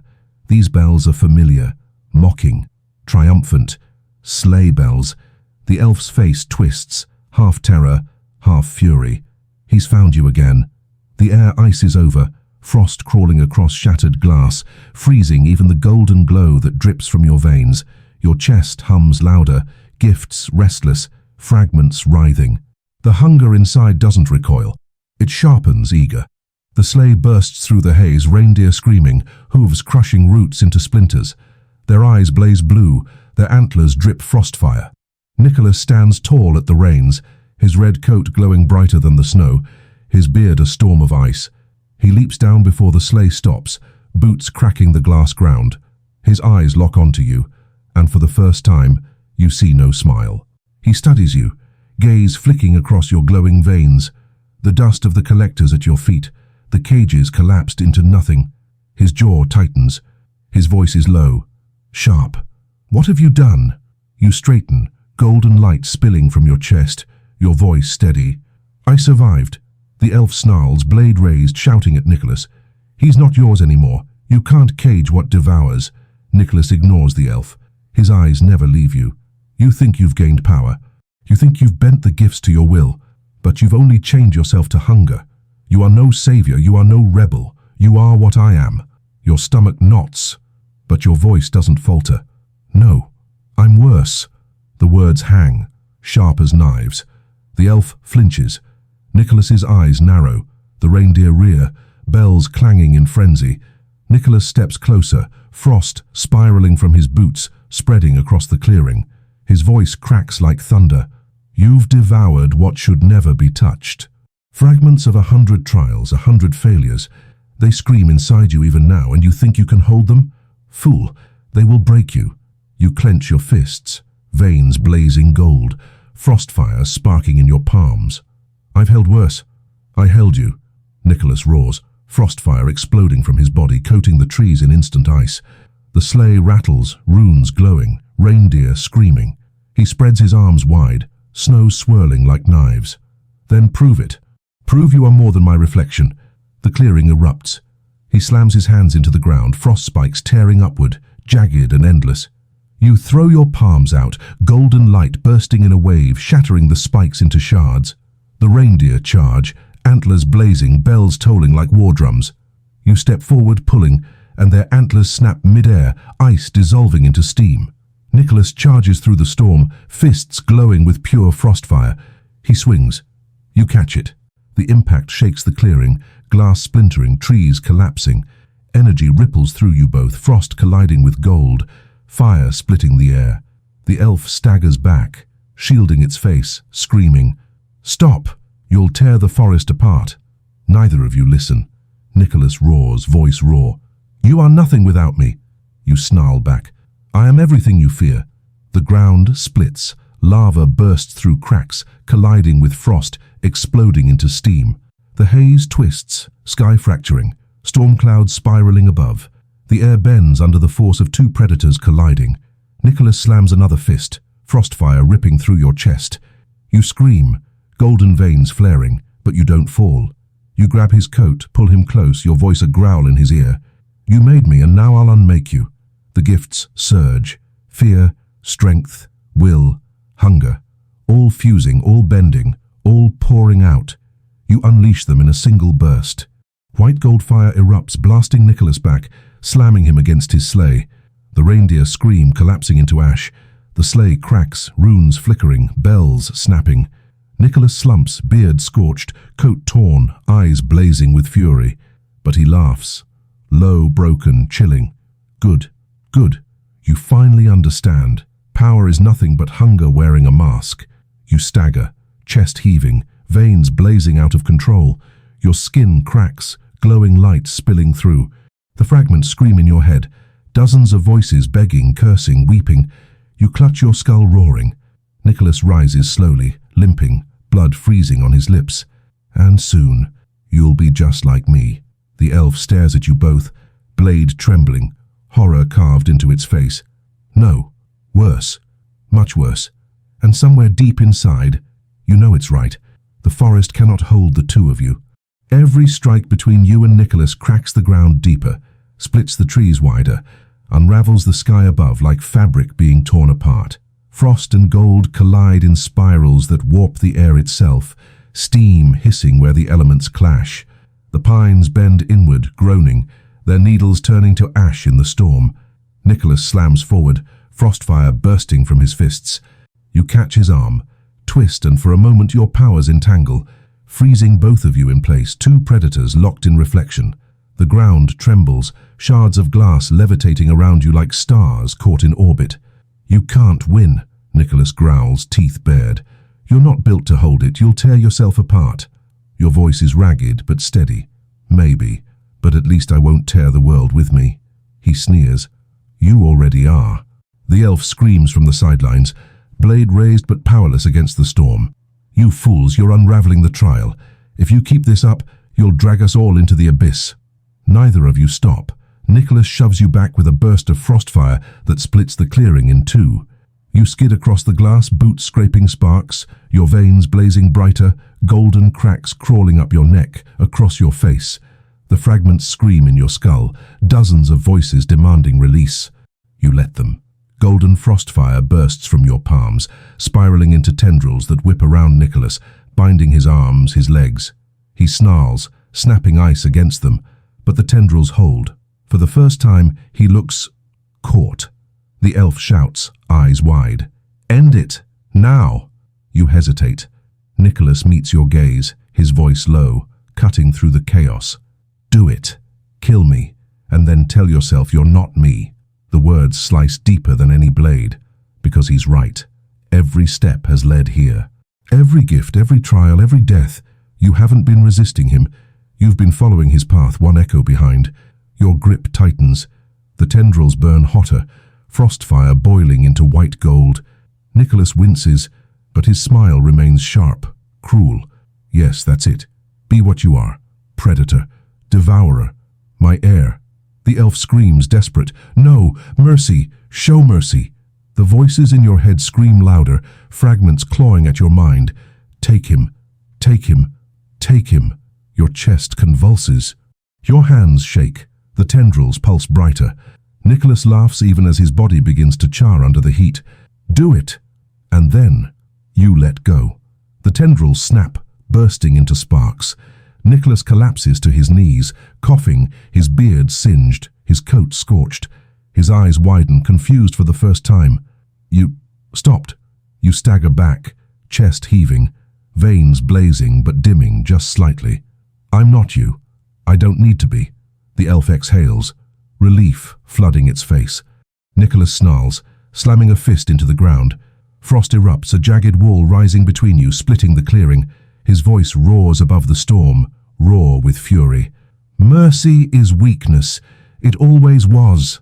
The wall shatters outward, shards flying like knives. You throw your arms up, golden light shielding you. The shards crack against your barrier, falling harmless. Nicholas staggers to his feet, eyes blazing with rage and something else. Fear. His sleigh rattles, reindeer snarling, bells tolling wild. He points at you, his voice breaking into a roar. You will regret sparing me. You will beg for chains. The sleigh surges upward, tearing through the haze, vanishing into the storm. The bells echo long after he's gone. Silence slams down, heavy, suffocating. The elf lowers its blade, collapsing onto the glass, chest heaving. You let him live. You clutch your chest, the golden veins pulsing slower now, weaker. I had to. The elf glares, eyes burning. No, you chose to. You don't answer, you can't, because you don't know if you were right. The forest groans, splitting, cracking. The storm above still churns, clouds glowing faint with shapes too massive to name. The trial isn't over. The elf staggers to its feet, blade shaking. He'll be back, stronger, and so will they. The taker, the collectors, more you haven't seen. You stare at your hands, the glow fading but still there, still waiting. Then we keep moving. The elf nods, but its eyes linger on you, wary, almost afraid. The forest shifts, haze curling into a path ahead, glowing faintly gold. You take a step forward, boots crunching glass, and deep inside, the fragments whisper. Not hunger this time, not rage. A question. How long before you become him anyway? The forest bends into a tunnel of black pines, their trunks groaning as if alive, branches knitting overhead until no light remains. The golden haze curls along the ground like a trail, guiding you deeper. Every step crunches on shattered glass, each shard reflecting a distorted version of your face, some twisted, some monstrous, all grinning back. The elf limps beside you, blade sheathed, but hand never straying far from its hilt. Its eyes never leave you for long. You can feel the weight of its suspicion, heavier than the storm above. Finally, it breaks the silence. You should have ended him. Your jaw tightens. I couldn't. You wouldn't, the elf spits. There's a difference. You stop, veins pulsing faintly gold, chest burning with fragments that never quite shut up. If I'd killed him, I'd be him. That's what he wanted. The elf shakes its head. That's what you tell yourself, but he'll come back stronger, and every death he brings will be yours too. The fragments whisper in agreement. Nicholas's laughter echoing faintly in your skull. You push it down, keep walking. The tunnel narrows until you're squeezing between roots slick with frost. The air grows heavy, damp, thick with the stench of rot and pine sap. Your breath fogs in the dark. Then you hear it. Laughter. Not Nicholas's booming roar, not the elves' hollow cackles. This laughter is soft, sweet, familiar. Children. You freeze. The elf stiffens, blade sliding free with a hiss. Don't trust it. The laughter grows louder, echoing down the tunnel, bouncing off roots and glass.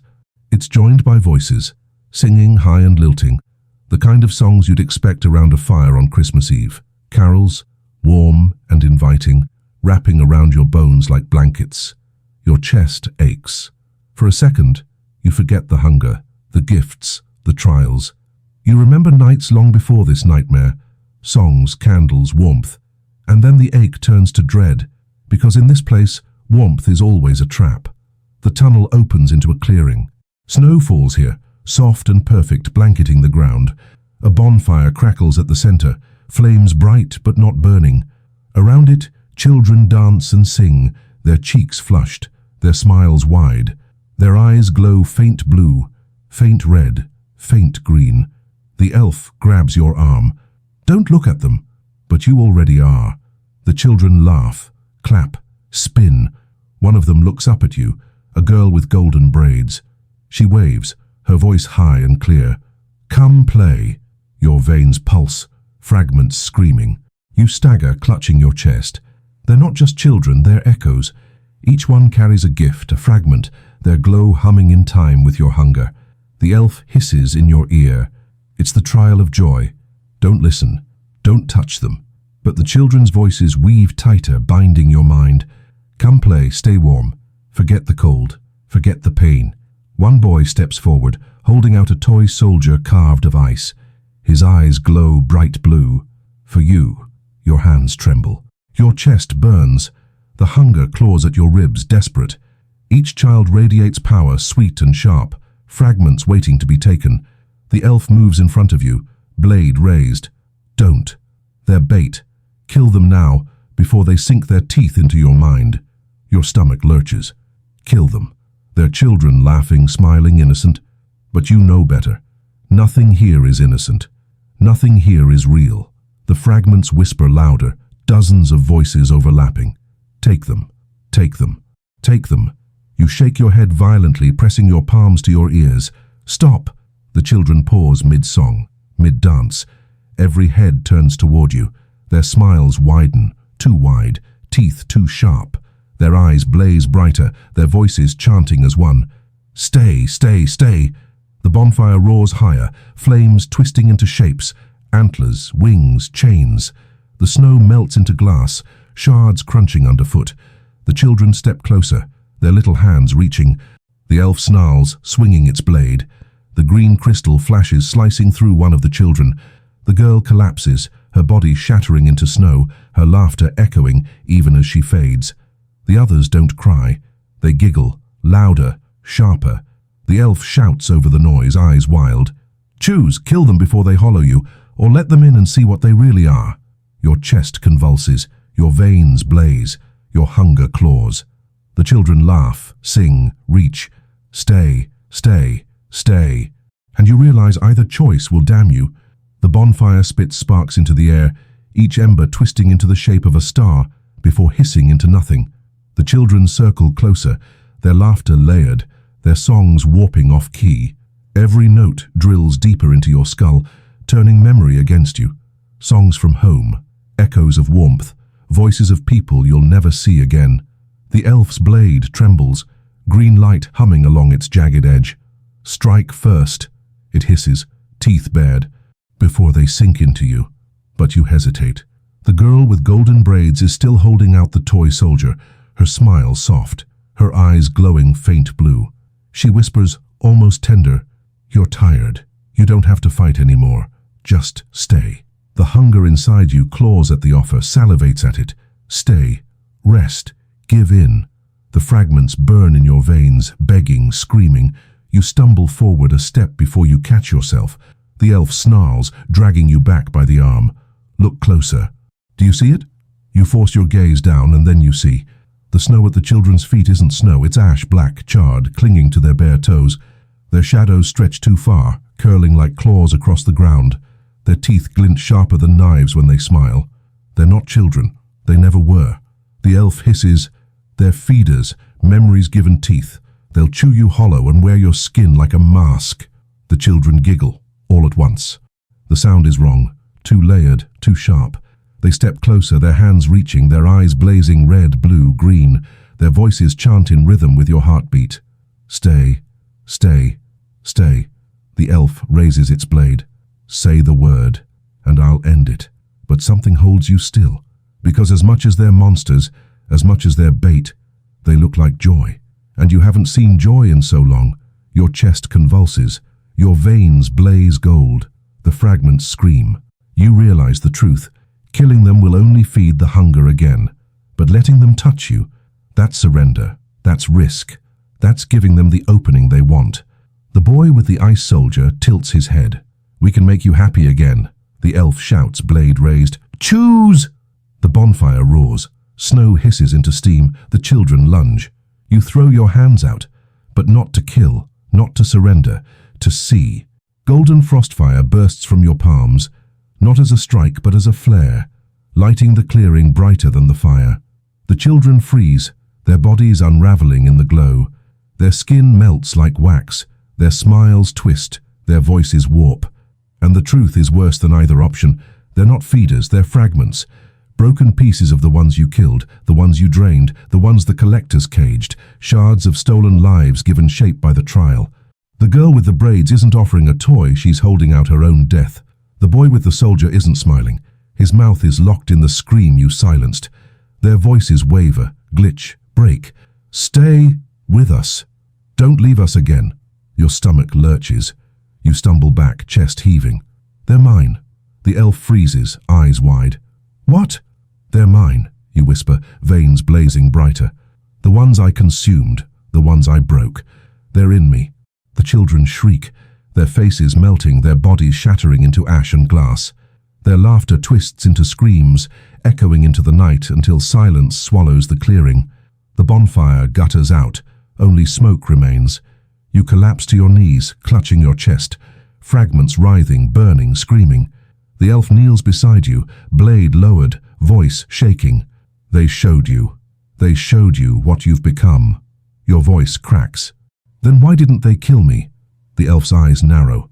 Because they're waiting, for when the hunger wins. The forest shifts. The haze curls tighter, the tunnel ahead glowing faint gold. The air tastes of ash and pine. The elf rises, its face drawn, pale. The trial of joy is done, but mercy won't save you next time. Mercy fed them. You push yourself to your feet, veins still glowing faintly, chest humming with restless fragments. Then what will save me? The elf doesn't answer. It just starts walking, and you follow. Because behind you, faint in the smoke, the laughter hasn't stopped, it's only waiting. The tunnel stretches longer than it should, roots twisting into walls, branches weaving tighter until you're walking through the inside of a coffin.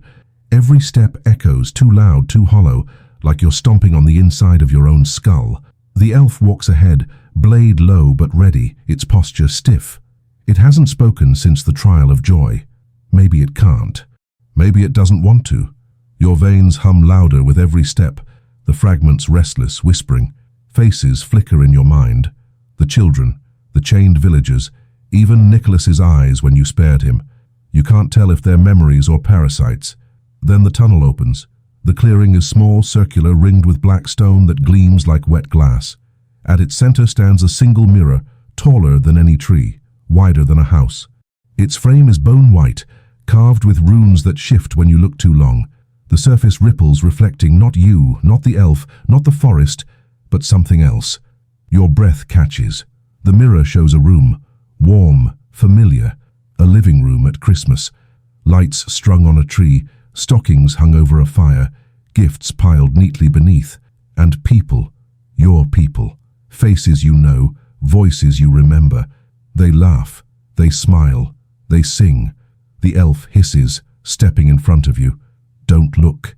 But you can't stop. The mirror ripples again, and now the reflection is sharper. You see yourself, whole, unscarred, veins not glowing, no hunger in your chest. Just you, sitting on the couch, a mug of cocoa in your hands, laughter spilling from your lips. Your knees go weak. The elf grabs your shoulder, voice low, urgent. This is the trial of memory. It strips away what you are, piece by piece, until you forget the gifts and beg to stay. If you look too long, you'll never leave. But the warmth calls you, the firelight, the laughter, the way the reflection you leans against the people you lost, safe, loved, untouched by frost or fire. Your veins blaze faintly gold, fragments stirring. They don't want this. They hiss, they scratch, they demand you look away. But your heart aches, and for the first time you want to ignore them. The elf shakes you hard. Do you want to vanish into lies? Do you want to be a ghost in a memory that isn't yours anymore? You whisper, voice breaking. But it was mine. The mirror ripples again. The reflection. You lifts its head, looks straight at you, smiles. It still can be. Come back. The elf snarls, raising its blade. Don't listen. That's not you. That's bait. The reflection laughs, soft and warm. They're wrong. I'm you, the real you. You don't have to carry the hunger, the gifts, the trials. Let them go. Stay. Your chest convulses. For once, the hunger doesn't scream to consume. It's silent, afraid. The elf's voice sharpens. If you step into that mirror, you'll be erased. The forest will keep your body, but your soul will rot in glass forever. But your reflection extends its hand, just like the girl with the braids did, just like Nicholas did. Its smile is gentle. Don't you want to be happy again? Tears sting your eyes. You whisper, yes. The elf raises its blade, ready to shatter the mirror. Then you'll die happy and nothing more. The mirror hums louder, the warmth spilling into the clearing, drowning the frost, the ash, the hunger. For a moment, you believe you could step through, that it would be enough, that the nightmare would end. Your veins blaze gold, screaming, fragments surging, clawing. The elf shouts over the hum. Choose. Step through and forget, or shatter it and remember. The reflection waits, smiling, hand outstretched. And you know, whichever way you move, something inside you will die. The mirror hums louder, its surface rippling like water about to boil. The warmth spills out in waves, pressing against your skin, coaxing you closer. Your reflection still waits, smiling that soft, impossible smile, hand extended. Behind it, the fire crackles, stockings sway, the tree glitters. A home you'll never have again, unless you take this step. The elf's blade trembles, its voice raw. Don't do it. That thing isn't you. It's a mouth wearing your face. But the reflection tilts its head, eyes bright. They're lying. They don't want you to rest. They want you to keep bleeding for them, to keep feeding the hunger. But here you can be whole. Your chest aches. You take one step forward, boots crunching on glass. The golden glow in your veins flickers, dimming, as if the fragments themselves are losing their grip. You almost welcome it. The elf snarls, lunging, grabbing your wrist. Look at me! You're not done! You're not finished! You wrench free, your voice breaking. I'm tired. The reflection nods, smiling tenderly. I know. Come home. The elf raises its blade high, green sparks humming. One strike and it's gone. Say the word. But you hesitate. Because shattering the mirror means shattering the last glimpse of joy you'll ever see. The fragments whisper, restless. Some beg you to step through, others scream to destroy it. None agree. The mirror pulses brighter, its hand stretching closer, rippling as if it's ready to let you through. You lift your own hand, trembling, and then you see it. For just a second, the reflection's smile slips. Too wide, too sharp. Its hand stretches too long, fingers like claws. The fire behind it flickers green. The stockings twist into chains, the tree wilts into bones. The room shudders, breaking apart at the seams. The elf roars, blade flashing. Now! You scream and hurl both hands forward. Golden frostfire bursts from your palms, colliding with the elf's crystal blade mid-air. The strike slams into the mirror. The surface shatters. Glass erupts outward, shards flying like knives, slicing your arms, your face. The reflection shrieks, its voice warping, breaking, shattering with the mirror. The fire gutters out, the tree collapses, the home vanishes, and in its place, screams. Not one, hundreds. The mirror wasn't just holding your memory, it was holding all the ones before you, all the people who stepped through, who stayed, who forgot. Their voices pour out as the shards scatter, wailing, begging, cursing. The fragments inside you ignite, recognizing them, screaming louder. You collapse to your knees, clutching your head. The voices rip through your skull, tearing at your sanity. You feel their lives flood into you, their joy, their sorrow, their deaths. Too much, too many. The elf kneels beside you, grabbing your shoulders, shouting, "Stay with me, don't let them take you." You scream, golden light bursting from your veins, splattering across the clearing like blood. The shards glow brighter, spinning in the air, orbiting you like stars. Each one shows a different face, a different life, each one staring at you with hollow eyes. "Stop," you roar, but they don't. They circle faster, cutting the air, drawing blood where they graze your skin. The elf slashes its blade, green sparks slicing through the orbit. Shards shatter into dust, but more rise to replace them. The mirror's frame trembles, cracking, runes glowing red hot. A final scream erupts, shaking the ground, rattling the trees. Then the frame collapses, splintering into ash. The shards fall. Silence slams down. You collapse forward, gasping, skin shredded, veins blazing. The fragments inside you hum louder than ever, no longer restless, but heavier, denser, like they've absorbed the screams too. The elf stares at you, horror carved into its face. You took them. Your voice is hoarse, broken. I didn't mean to, but you did. You always do. The elf's blade lowers, its eyes narrowing, full of something you've dreaded since the first gift, fear. Not of the forest, not of Nicholas, of you. The haze shifts again, curling into another path, this one darker, the air colder. The elf rises slowly, blade tight in its grip, voice low. The trial of memory is over. What comes next? will decide whether you're still human at all. You push yourself up, shards crunching under your boots, fragments screaming inside your veins. You whisper almost to yourself, "And if I'm not?" The elf doesn't answer, but the silence says enough. The path winds downward, roots gnarling into steps slick with frost. The air grows thinner with every breath, colder, sharper, until it feels like your lungs are lined with knives. The elf walks behind you now, not beside, its blade always drawn, its silence louder than words. Your veins blaze faintly gold in the dark, casting warped shadows along the tunnel walls. The fragments whisper louder, emboldened by the screams from the mirror. They don't beg this time, they argue. Feed. Stop. Break. Rest. 100 voices clawing, never agreeing, all tearing at your skull. You clench your fists, muttering through gritted teeth. Shut up. The elf hears but doesn't speak. The tunnel spits you into another clearing. This one is barren. No trees, no haze, just stone ground etched with circles, concentric rings of runes that glow faint red. At the center stands a figure. Not Nicholas, not a collector, not even the taker. It's you, but not a reflection, not a memory, not a smile in glass. This one is real. It breathes, it blinks, its veins glow gold, pulsing with the same fragments that burn in your chest. Its eyes snap up to yours and it smiles. The elf hisses, stepping back. This is the trial of flesh. Your double tilts its head. They want to see if you're more than your gifts, if there's anything left of you underneath. The ground rumbles. The runes flare brighter. The air thickens, pressing down until your knees nearly buckle.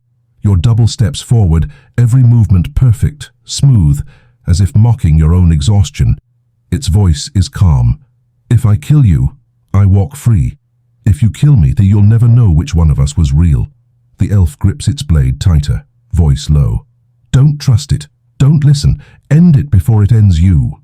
But your chest burns, your veins blaze, because deep down you know it's right. If you kill this thing, how will you ever know you were the original? The runes hum louder, the stone splitting under your boots. The trial has already begun. Your double raises its hand. Frostfire bursts forth, golden and furious. You throw up your own, blocking with a flare. The impact rattles the clearing, dust raining from the skyless void above. The elf dives clear, shouting, "Don't let it take your rhythm, it is you, it knows your moves before you make them." Your double lunges, striking with frostfire-tipped fists. You parry, dodge, counter, but every attack is mirrored, every dodge predicted. It laughs, your laugh, low and sharp. You can't win against yourself. You slam both palms down, golden light bursting in a wave. The double flips back, landing perfectly, grin sharp. But I can win against you. The fragments scream, torn between you and it, some pulling one way, some the other. Your chest burns hotter, your skin splitting with cracks of light. You roar, hurling frostfire in a spiral. The double meets it with its own. The blasts collide, exploding into a storm that shreds stone, carving trenches across the runes. The elf slashes through the storm, screaming, "If you don't choose, this place will." But how? If you can't outfight it, if you can't outthink it, what's left? Your double charges again, fists blazing. You raise your own, ready to meet it. At the last second, you stop. You don't swing, you don't block, you let it hit you. Its fist slams into your chest. Pain tears through your ribs, golden light bursting from the wound. You collapse, gasping, blood glowing as it spills. The elf screams your name. Your double freezes, staring at its hand. Its veins flicker, dimming. "What?" you whisper, choking. "If you're me, then you bleed when I bleed." The double staggers, clutching its chest as cracks split across its skin. Its smile fades. "No, no, It shatters. Golden shards explode outward, screaming as they dissolve into your veins. The runes dim, the ground steadies, the air lightens. You collapse on the stone, gasping, bleeding, your veins still glowing but faint. The elf rushes to your side, eyes wide. You didn't kill it. You absorbed it. You shake your head weakly. "No, I was it." The elf's face twists in horror. "Then what does that make you now?" You don't answer, because you don't know. The haze curls again, opening a path forward. The elf helps you up, its hands trembling, its blade never lowering. You limp on, chest burning, fragments whispering louder than ever, and for the first time you can't tell if the voice in your head is yours. The haze thickens into a tunnel once again, but this time it feels less like a path and more like an artery. The walls pulse faintly, wet and veined, slick with something that smells of copper and pine. Each step squelches underfoot, and with every squelch your veins blaze brighter, fragments restless, churning like a storm under your skin. The elf walks behind you, its breathing shallow, blade never sheathed. You can feel its eyes burning holes in your back. It doesn't trust you anymore, maybe it never did. You whisper, not sure if to yourself or the fragments, "Am I still me?" Dozens of voices answer at once, overlapping, contradicting. Yes, no, both, neither. The elf hears your muttering, growls low. Quiet. It listens when you talk. What listens? You snap, sharper than you meant. The elf doesn't answer. The tunnel opens, spilling you into a cavern that isn't stone but bone. Ribs arch overhead, massive, fused into a ceiling. Vertebrae form pillars, jawbones line the walls, and at the center sits a throne, built entirely of skulls, stacked high, fused together by frostfire. On the throne sits a figure, not Nicholas, not the taker, not even a reflection. It's you again, but stripped. Skin gone, muscle peeled, nothing but bones laced with glowing veins, golden light threading through the marrow. Its skull tilts, hollow sockets staring straight into you. The elf curses under its breath. Trial of identity. The skeletal you rises, each movement creaking, glowing veins tightening around bone like vines. Its jaw cracks open, and when it speaks, it's not one voice. It's all the voices you've devoured. Children, collectors, fragments, Nicholas's echo, even the taker's hum. Who are you? It asks. Your chest convulses. Your mouth opens, but no words come, because you don't know anymore. The skeleton steps closer, golden marrow burning hotter, its sockets blazing with fire. Name yourself. The elf grips your arm hard, voice sharp. Don't answer, not yet. It'll tear apart every lie until there's nothing left. You have to know before you speak. But what do you know? That you're alive? That you've killed? That you've fed? That you're not Nicholas, but you're not him either? The skeleton tilts its head, waiting. Who are you? Your veins blaze. The fragments scream, each one shouting a different name, a different identity. Some cry your old name. Others whisper thief, devourer, predator. One terrifyingly whispers Santa. The elf shakes you hard. Answer, or it'll strip you to bone like it is. You stagger forward, clutching your chest. The skeleton you mirrors the motion perfectly, its hands clawing at its ribcage. We are the same, it says. You devoured me already. You'll devour yourself next. The cavern shakes. Bones rattle. Skulls split with sharp cracks, spilling glowing dust that hovers in the air. The skeleton lunges, its ribcage splitting open, tendrils of golden marrow lashing toward you. You scream, blasting frostfire from your palms. The tendrils recoil, hissing, but reform. The skeleton laughs, hollow, voices layered. You can't kill me. You already are me. The elf slashes at the tendrils, green sparks spraying. Find the truth, it screams, or you'll never leave. The skeleton lashes again, wrapping around your arm, your throat, burning cold hot, searing into bone. Your veins blaze gold, brighter, hotter, screaming. You choke, gasping, clawing at the tendril. I don't know who I am. The skeleton leans close, its hollow sockets inches from your eyes. Then you are nothing. The tendrils tighten, your vision blurs. Fragments claw louder, screaming names, faces, lies.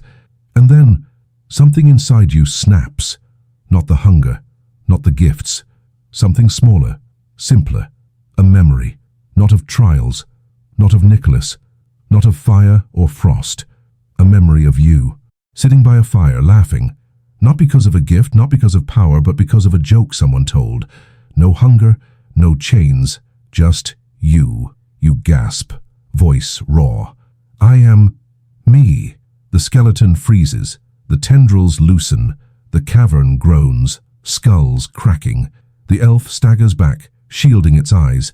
You scream, veins blazing white gold, fragments fusing, bending. The skeleton shudders, its bones cracking, marrow splitting. No, you can't. It explodes. Bone dust fills the cavern, glowing, screaming, before dissolving into your veins. The throne shatters. Silence slams down. You collapse to the ground, gasping, skin cracked, blood glowing faintly. The elf kneels, shaking, blade lowered. You survived. But you're not sure, because the skeleton's last whisper still echoes in your skull. If you are you, then why do I still live inside you? The cavern of bone collapses behind you, skulls shattering into ash, vertebrae splitting like rotten wood. You stumble forward, boots crunching fragments that glow faint gold before fading. The elf lingers close, its blade lowered but never far, its eyes fixed on you with the same suspicion you now feel for yourself. The haze reforms, curling into a spiral staircase of black stone. No roots, no frost, no glass, just stone that hums under your weight. Each step vibrates through your bones like a heartbeat not your own. The elf mutters, almost to itself, "We've passed trials of mercy, hunger, memory, flesh, and identity. That means..." You cut in, voice raw. "That means what?" The elf swallows. "That means the tests are over. What comes next isn't choice. It's punishment." Your veins blaze faintly, fragments restless, whispering, snarling. For once, they all agree. Run. But there's no way back. The staircase spirals downward into a chamber, vast and hollow. The ceiling vanishes into black. The floor glows with runes, circles within circles, larger than anything you've seen. At the center of it all lies a pit, wide as a cathedral, glowing faint red from fire deep below. And chained above the pit, dangling, screaming, thrashing, is Nicholas. Your breath catches.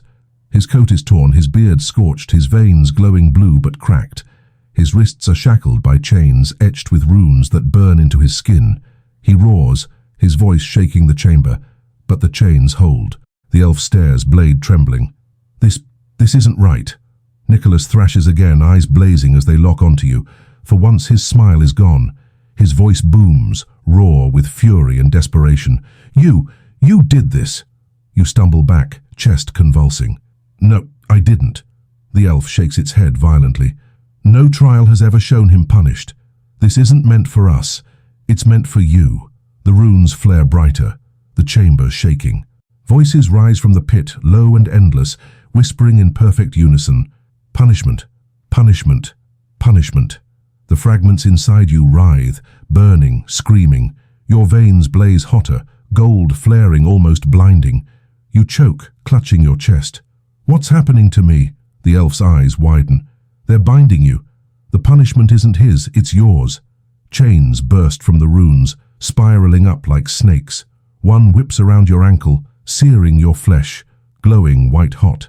You scream, collapsing. Another slams into your wrist, burning, tightening until bone cracks. Nicholas roars, laughter twisting into the sound. "Good, good! Now you'll see what I saw. Now you'll know why I gave the gifts, because nothing survives without chains." You thrash, screaming, frostfire bursting from your veins, shattering one chain, but three more coil around you, dragging you toward the pit. The heat rises, searing your skin, filling your lungs with ash. The elf slashes wildly, green sparks flying as its blade cuts through the chains. For every one it severs, two more lash out.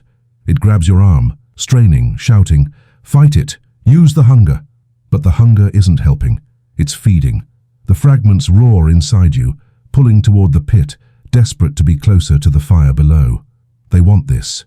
Nicholas laughs louder, chains rattling against his shackles. You feel it, don't you?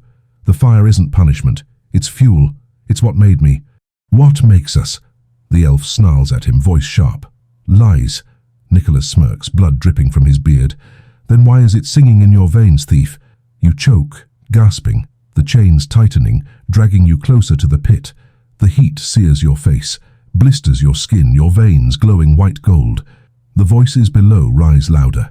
"Punishment, punishment, punishment." The elf grips your face, forcing your eyes to meet its own. You have to decide. Do you resist the fire or do you take it, make it yours? Nicholas roars again, his voice splitting the chamber. Take it, or be nothing. The pit glows brighter, the chains yank harder, the runes blaze hotter. Your body trembles, your mind fracturing. The hunger screams, The fragments howl, the fire calls, and you realize you don't have long to choose. The chains drag you inch by inch toward the pit, metal searing into your flesh, runes burning their language across your skin. Every mark they etch glows, seeping deeper, branding bone. Your veins blaze brighter, screaming against them, golden light hissing like water on coals. The heat rises until the air itself feels like knives. Your lungs fill with ash, each breath heavier than stone. The pit isn't just fire, it's alive. It hums, whispers, calls. The voices echo up in perfect unison. Burn, burn, burn. Nicholas thrashes in his shackles, his laughter wild, unhinged. Yes, feel it. This is where I was born, this is what remade me. Chains don't bind here, they forge. The elf slashes wildly, blade carving through a chain, sparks scattering. Another whips around its leg, yanking it to the ground. It screams, stabbing, cutting free. Don't listen, it's not forging, it's erasing. You claw at the stone, fingertips splitting, nails tearing, but the chains don't stop. They pull you closer, closer, until the heat blisters your skin, until the glow below blinds you. The fragments in your veins roar louder, surging toward the pit like moths to flame. The elf crawls to your side, gripping your arm, shouting in your face. Choose! Either you burn and lose yourself, or you consume it and lose everything else. Nicholas bellows over it all, his eyes blazing with blue fire. There is no choice, there is only survival. Take it, take it. The edge of the pit yawns before you, red light searing your eyes. You glimpse the fire below, and your heart stutters. It's not flame, not entirely. It's faces, thousands of them. Mouths open in silent screams, eyes blazing with frostfire. Their bodies are ash, but their souls are alive, writhing in the blaze. The fire isn't fuel, it's lives. The pit is a furnace of the damned burning fragments into gifts. Your stomach lurches, bile scalding your throat. The fragments in your veins scream louder, recognizing themselves in the fire below. You collapse, choking, clutching your chest. The elf grips your shoulders, its face pale with horror. It's the source. All the gifts come from here. Every chain, every fragment, burned into being from those who fell. If you touch it, you'll never come back. Nicholas howls, chains rattling, his laughter broken and sharp. Yes, touch it. Then you'll know why I laugh, why I take, why I give. Because once you burn, you'll never need mercy again. The pit pulses, sending a wave of heat that knocks the elf flat, shrivels roots, cracks stone. The runes blaze, chains tightening, dragging you the last inches. The edge crumbles beneath your boots. You dangle above the fire. The voices roar, deafening now, tearing your skull apart. Burn, burn, burn. The elf claws toward you, blade sparking, screaming. Fight it! Resist! Nicholas strains against his shackles, veins blazing, roaring louder. No! Take it! Become what you already are. Your chest convulses. The fragments thrash like animals in a cage. The hunger claws at your ribs. Desperate, wild. The heat scorches your skin, boiling blood, splitting veins. You have seconds. Burn in punishment and let the fire strip you bare, or consume the source itself and become something no one has ever walked away from. The pit waits, the chains yank, and you know whichever choice you make, the world changes. The chains yank and suddenly there's no more ground. Your body dangles over the pit, heat blasting your face, your skin blistering, your veins screaming with white gold fire. The voices rise, layered and endless, shaking the chamber until stone fractures rain like hail. Burn! Burn! Burn! Nicholas thrashes against his shackles, laughter breaking into roars. Do it! Feel it! Let the fire strip you down to what you really are. The elf drags itself across the stone, blade sparking, green light flaring weakly against the furnace's glow. Its voice cracks, desperate. Resist! If you take it, you'll never be human again. You'll be worse than him. But your chest already knows. The fragments inside you thrash like animals starving for meat. They want this. No, they need this. The pit isn't just calling. It's promising. Promising release, completion, wholeness. The chains tighten, dragging you lower. Your boots scrape sparks off stone. The fire licks your skin, searing hair, blistering flesh. You scream, veins bursting with light. And then you choose. You let go. Not of the chains, of restraint. The hunger inside you tears free, golden frostfire bursting outward. Instead of resisting the source, you open yourself wide. The flames roar higher, slamming into you, flooding your body, searing through every nerve, every vein, every bone. Agony, endless, white-hot, ice-cold, ripping you apart from the inside out. You scream until your throat splits, until blood gushes glowing gold, until there's no breath left. But then, power. The fragments don't just scream, they fuse. The faces in the pit don't just wail. They rush into you, thousands of them, burning into your marrow, your skull, your heart. Their memories slam into yours. Births, deaths, laughter, hunger, fire. A chorus of lives that aren't yours. The elf shrieks from above, voice shredded. "No, stop! You can't carry them all!" Nicholas roars laughter, wild, triumphant. Yes, yes, let it fill you, become the furnace itself. Your skin cracks open, light spilling through like molten glass. Your veins no longer glow gold, they blaze white, brighter than fire, brighter than frost. The chains that held you melt, dripping like wax. You float above the pit now, not dragged but drawn, suspended by the furnace's will. The voice is quiet, no longer screaming but chanting, not burn, not punishment, something new. Bearer. Your chest convulses. Your body feels too small, too fragile to hold this. You clutch at your ribs, screaming, light bursting through your fingers. The cavern shakes, pillars cracking, runes dimming. Nicholas stares, his laughter faltering, his smile cracking. For the first time, he looks unsure. What? Are you? The elf scrambles to the edge, green blade in hand, eyes wide with terror. Not human, not elf, not Nicholas. Something worse. The furnace roars, fire spiraling upward, wrapping around you like wings, like chains, like a crown. The voices chant louder. Bearer, bearer, bearer. Your vision shatters. You see everything.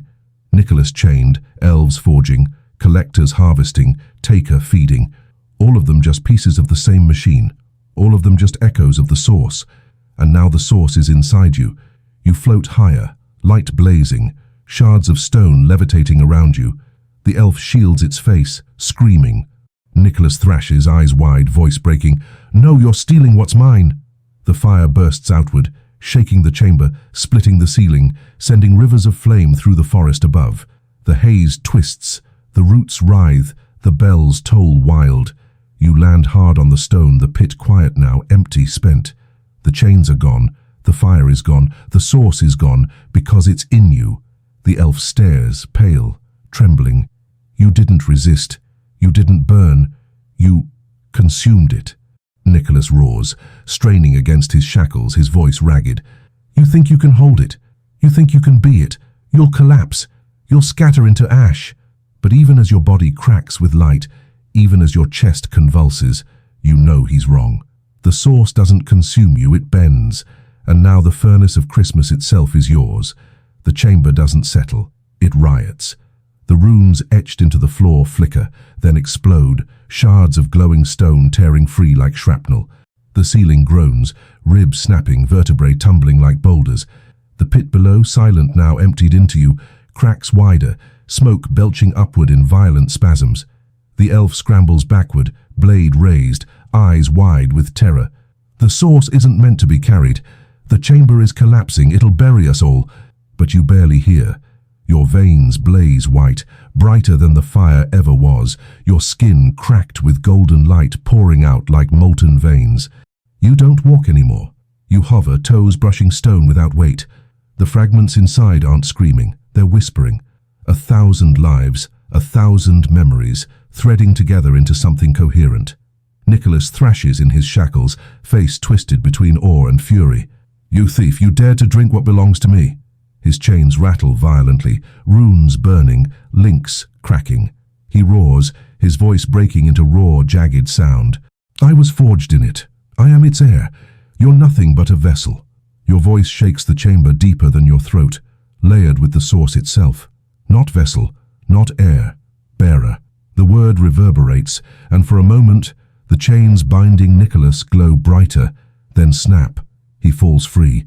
The ground trembles as he lands, frostfire surging from his body, veins blazing ice blue, eyes wild. His laughter is gone now. Only rage remains. You think you can take my fire? Then I'll rip it from your corpse. He charges. The elf screams, diving clear. Nicholas slams into you, frostfire fists colliding with your chest. The impact rattles the cavern, stones splitting outward, shards flying. You stagger back a step, but you don't fall. Golden white light bursts from your veins, spiraling around his arms, burning his frostfire into steam. He snarls, slamming harder, fists pounding, but your body holds. For the first time, he can't break you. Your hand snaps up, catching his wrist. The touch sears him. His beard sizzles, his coat scorches, his veins crack. He roars, wrenching free, stumbling back, eyes blazing. Impossible! The elf shouts from the edge, voice shaking. You've taken the source. He can't overpower you anymore. Nicholas snarls, his eyes darting between you, the pit, the crumbling chamber. Then I'll tear this place down and bury you with it. He slams both fists into the ground. Frostfire surges outward in a tidal wave, splitting stone, collapsing pillars. The chamber convulses, dust choking the air, fire hissing from cracks. You raise your hands. The source surges. White light explodes, colliding with his frostfire, shoving it back, bending it until it snaps. The wave rebounds, slamming Nicholas into the far wall, cracking bone, spraying blood. He collapses to one knee, coughing, but his smile flickers again, crooked, broken. Good, you're learning. The elf runs to your side, shouting over the roar. We have to go. This chamber won't hold. But Nicholas drags himself up, limping, blood freezing against his beard. His eyes lock onto you with raw hunger. You think you've beaten me. This is only the forge. The forest isn't done. The source will eat you alive, and when it does, I'll be waiting. He hurls himself backward, frostfire swirling, his body dissolving into the storm above. His laughter echoes long after he vanishes. Silence falls. No, silence doesn't. The chamber groans, splits, collapses. Runes burst like fireworks, ribs crack and fall, the pit belches smoke. The elf grabs your arm, eyes wild. Move! Now!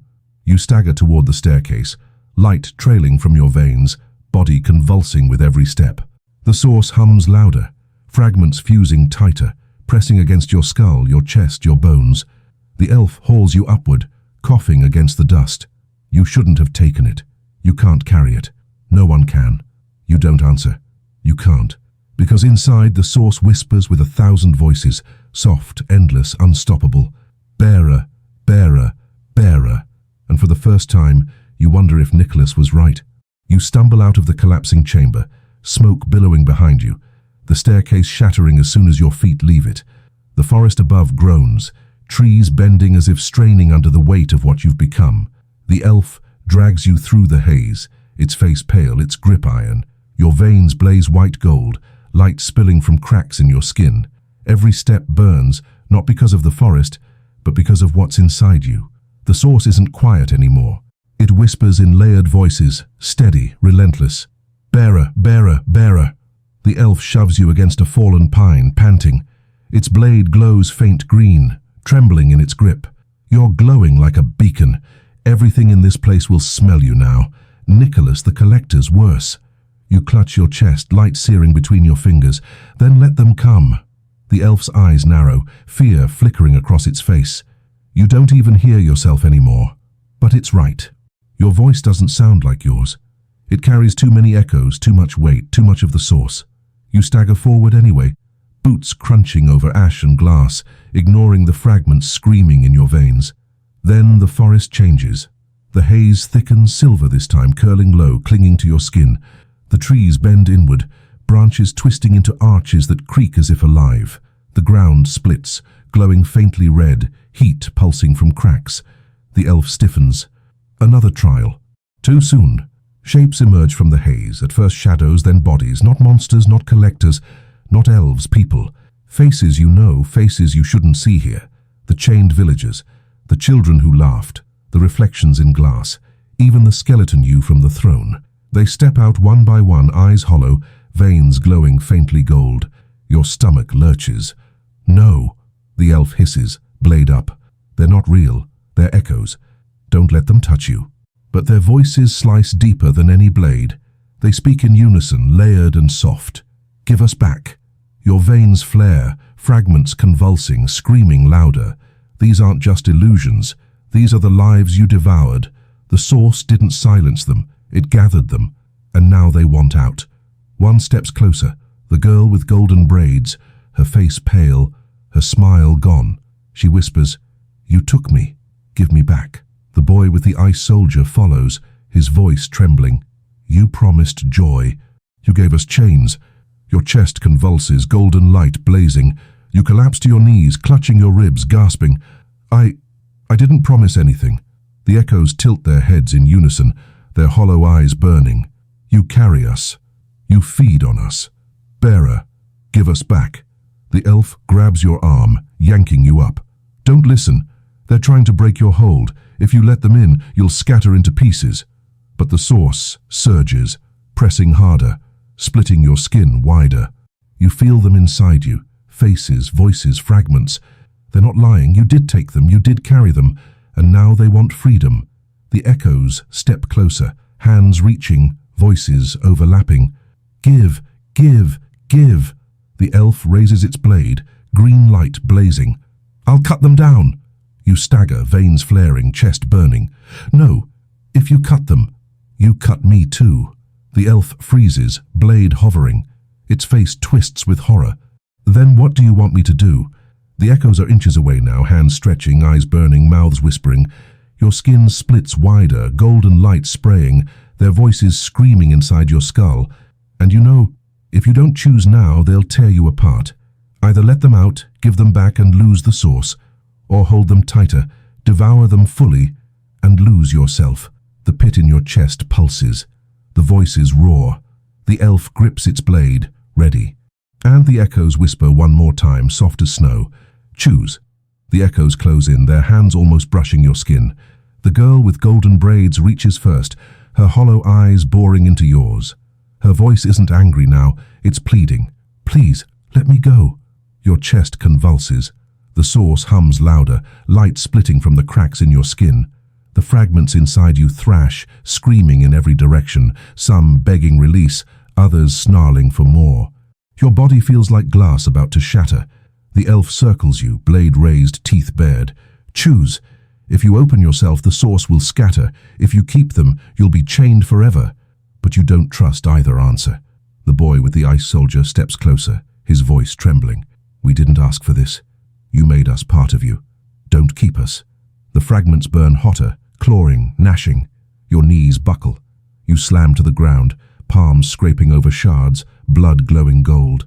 Your scream rattles the clearing. "I didn't mean to take you." The echoes tilt their heads in unison, voices flat. "Intent does not matter. You carry us. Choose." The elf shouts again, desperation cracking its voice. "If you free them, you'll lose the fire. You'll be nothing but ash." But Nicholas's laughter echoes faintly in your skull, mocking. "Mercy is weakness." Your veins flare, your chest splits wider. The choice is a blade. Let them out, and risk being hollowed. Keep them in, and risk becoming worse than Nicholas. The girl's hand touches your face, cold, empty. The moment she does, your vision explodes with her memories, her laughter, her family, her last scream as frostfire consumed her. You choke, sobbing, gripping her wrist. The elf raises its blade high. "Decide now, or the forest will decide for you," you scream, voice ripping from your throat. "Enough!" Golden frostfire bursts outward in a shockwave, blasting the echoes back. They stagger but don't fall, their hollow eyes locked on you. The source inside you howls, splitting your skin wider, blazing through every crack. And then, you make your choice. You open your chest. Not literally, not flesh. The source bends, splits, cracks open. White gold light erupts outward, a flood that tears through the clearing. The echoes scream, their bodies unraveling, their hollow eyes widening. One by one, they dissolve into streams of light, rushing from you, rushing out. The girl vanishes in a flare of gold. The boy dissolves, his toy soldier clattering into dust. The skeleton you splits into shards, the reflections shatter, the children scatter like snow. The source dims. Your veins flicker. Your body collapses to the ground, heaving hollow. The fragments are gone. The elf rushes to your side, dropping to its knees, blade clattering. You let them go. Your chest convulses, blood spilling, no longer glowing. "I had to." The elf stares at you, wide-eyed. "The fire's gone, you gave it back. You clutch your ribs, gasping, your skin pale, your body trembling. The whispers are gone, the hunger is gone. For the first time since the square, you're silent inside. But silence doesn't feel like peace. It feels like absence. The elf helps you up, voice low, trembling. You did the impossible. You returned what was taken. That should mean freedom. But before you can answer, the forest shifts. The haze thickens, darker now, curling low like smoke. The ground splits with deep cracks, glowing faint blue. The air grows colder, sharper, biting into your skin. The elf's face drains of color. No, no, it's too soon. A voice booms through the forest, familiar, furious, endless. Nicholas. Mercy again. Always mercy. Do you think it makes you stronger? No. It makes you mine. The bells toll. Frostfire blazes. His sleigh bursts from the haze, reindeer screaming, antlers sparking. He leaps down, coat blazing red, beard burning white-blue. But his eyes aren't the same. They blaze gold now. He roars, voice shaking the forest. You freed them, but you kept their fire, and now it burns in me. The elf shoves you back, blade raised, voice raw with panic. He stole what you gave away. Nicholas steps forward, his veins glowing white gold, a perfect reflection of what you were. His grin splits his face. And now I am more than chains. I am source. The ground shakes. The haze trembles. The forest screams. And you realize your mercy didn't save anyone. It armed your enemy. The ground quakes under Nicholas's boots as he steps into the clearing. Frost spreads from his feet like veins through stone, curling up trees, freezing the haze solid mid-air. His coat glows red gold, beard sparking white-blue. His eyes burn like miniature suns, gold light flickering with each breath. The elf drags you to your feet, blade trembling. He's not Nicholas anymore. He's something worse. He's the source but unbound. You can barely stand. Your veins, once blazing, are dim now, flickers of gold fading like dying coals. Your skin is pale, your chest hollow, your blood no longer hissing with power. You gave it away. All of it. Nicholas smiles, wide and sharp. You think mercy saves. Mercy only shifts the crown. Now I wear it. Now I burn with what you refused. His voice cracks the forest like thunder. Bells toll overhead, but not from a sleigh. They chime from the sky itself, clouds ringing like gongs. The sound rattles your ribs, vibrates your skull. The elf shoves you behind it, blade raised, voice raw. Run! Nicholas laughs. Run where? There's no forest left, no trials, only me. He raises a hand. Frostfire surges outward, a wave of gold-blue flame racing across the ground. The elf slashes, green sparks flaring, but the wave is too big. It smashes into you both, sending you flying. You slam into a fallen pine, your back cracking against bark. Pain rips through your ribs. The elf hits the ground hard, blade skittering away. Nicholas strides closer, each step sending cracks spidering through the earth. You gave it all back and left yourself empty. And now you'll watch me burn this world with what you wasted. Your chest convulses. You cough, blood black now, no glow. Your hands shake as you try to push yourself up. Nothing comes. No frostfire, no fragments, no source. Just you. The elf crawls to your side, grabbing your arm. You're still alive, that means something, it has to. But you don't feel alive. You feel hollow. Nicholas stops a few feet away, tilts his head, eyes burning gold. You thought you could fight me without chains, without hunger, but you can't. You never could, because mercy doesn't forge, it breaks. He raises his other hand. Gold frostfire spirals, coalescing into a spear of light sharper than any blade. The ground shakes under its weight, trees cracking, haze shattering. The elf staggers up, blade glowing faint green, standing between you and Nicholas. You'll go through me first. Nicholas smirks. Gladly. He hurls the spear. Time slows. You see the spear spiraling toward the elf, golden light slicing the air, the forest warping around its path. You see the elf's face, defiant, terrified, resigned. You see your own reflection in Nicholas's burning eyes, small and hollow. And something stirs inside you. Not hunger, not gifts, not source. Something smaller, older, human. You throw yourself forward. Your body slams into the elf, knocking it out of the spear's path. The spear strikes you instead, burying itself in your chest. Pain explodes, white-hot, freezing, endless. You collapse to your knees, the spear pulsing inside you, veins blazing gold for a single heartbeat before going black again. Nicholas stares, surprise flickering across his face. You blocked it. The elf scrambles to your side, screaming your name. No, no, no! You cough blood, your voice a whisper. Run! Nicholas tilts his head, eyes narrowing. Still mercy, even now, even empty. He steps closer, frostfire crackling off his hands. You're nothing but ash with skin, but maybe I can use you one last time. Your hands tremble, the spear burns in your chest, its light flickering. Your veins spark faintly, a dim echo of what they once held. The elf grips your face, eyes wet, voice breaking. There's still a way, you can take it back, but it'll kill you. Nicholas stops, his smile returning. Oh, let them try. The forest shakes, bells tolling louder. The spear pulses brighter.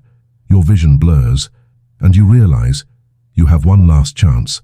The spear thrums inside your chest, pulsing with gold light, every beat rattling your ribs, boiling your blood. You choke on ash and fire, your vision fracturing into shards of white. The elf grips your face, eyes wide, voice trembling. Take it back. While it's inside you, you can pull it, but you won't survive. Nicholas towers above, frostfire rolling off him in waves, his grin sharp, merciless. Yes, pull it. Drain me if you dare. But you'll die hollow, and when you're gone, I'll still burn. Your hands shake, blood pouring from your mouth. The fragments that once screamed inside you are gone, freed. Silence fills your skull. But for the first time, silence doesn't feel like weakness. It feels like space. You press trembling fingers to the spear lodged in your chest. The gold burns, hissing into your skin. The pain is unbearable, but underneath the agony, something stirs. Not fragments, not hunger, the source itself. The elf whispers fiercely, "Do it. Take him with you." Nicholas laughs, tilting his head, his eyes blazing brighter.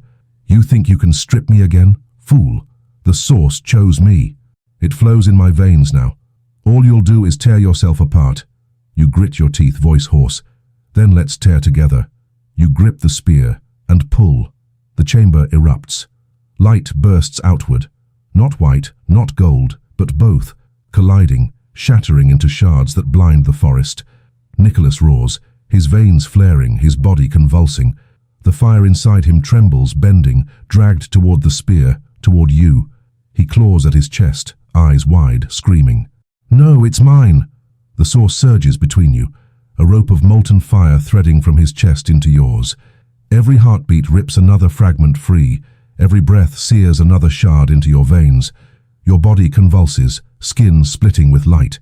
The elf shields its eyes, screaming, "You can't hold it, you'll both die." Nicholas collapses to his knees, roaring, his beard blazing, his eyes wild. "You can't carry it all. You'll shatter." Your voice cracks through the storm. "I don't need to carry it. You pull harder." Nicholas screams, his body splitting with cracks of light, golden fire bursting through his flesh. His coat ignites, his beard burns to ash, his veins rupture. The source floods out of him, rushing into you, tearing both of you apart. You collapse onto your back, gasping, body convulsing, veins glowing brighter than ever before. Nicholas staggers, hollow, his chest caving inward, his eyes dimming. For the first time, he looks small, human, weak.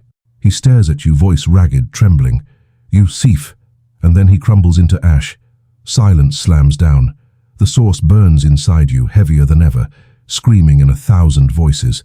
The forest trembles, haze twisting, bells tolling like funeral chimes. Your chest feels like it's splitting in two, your veins molten, your body collapsing under the weight. The elf kneels beside you, shaking, eyes wet. You did it. He's gone. You ended him. You cough blood, your voice a whisper. "No, I just became him." The elf grips your shoulders, desperate. "No, you're not him. You chose mercy. You chose sacrifice. That's the difference." But you don't feel different. Your skin cracks wider, light spilling through, your bones humming like bells. The source inside isn't bending anymore. It's expanding. Too much, too endless. The elf shakes you hard, voice raw. "Stay with me. Don't let it eat you." But your vision blurs. The forest fades. The bells toll louder, drowning everything. The source whispers, steady, relentless, "Bearer, bearer, bearer," and you realize the final trial isn't Nicholas. It's whether you can live at all with this crown of fire inside you. The bells toll so loud they rattle your bones, each note vibrating your skull like a hammer to glass. Your veins blaze white gold, cracks spreading wider across your skin. Every pulse feels like an explosion, every breath like fire eating you alive. The elf clutches your shoulders, shouting, "Stay with me, anchor yourself." But its voice is a whisper against the roar inside. Because the source isn't just in you, it's through you. The forest trembles, trees bending toward you as if dragged by gravity. The haze twists, silver smoke spiraling tighter, pulled into your chest. The ground splits, molten cracks glowing beneath your feet. Every part of this world bends, not to Nicholas anymore, not to the trials, but to you. The elf stares in horror, green blade trembling in its hand. You're changing it.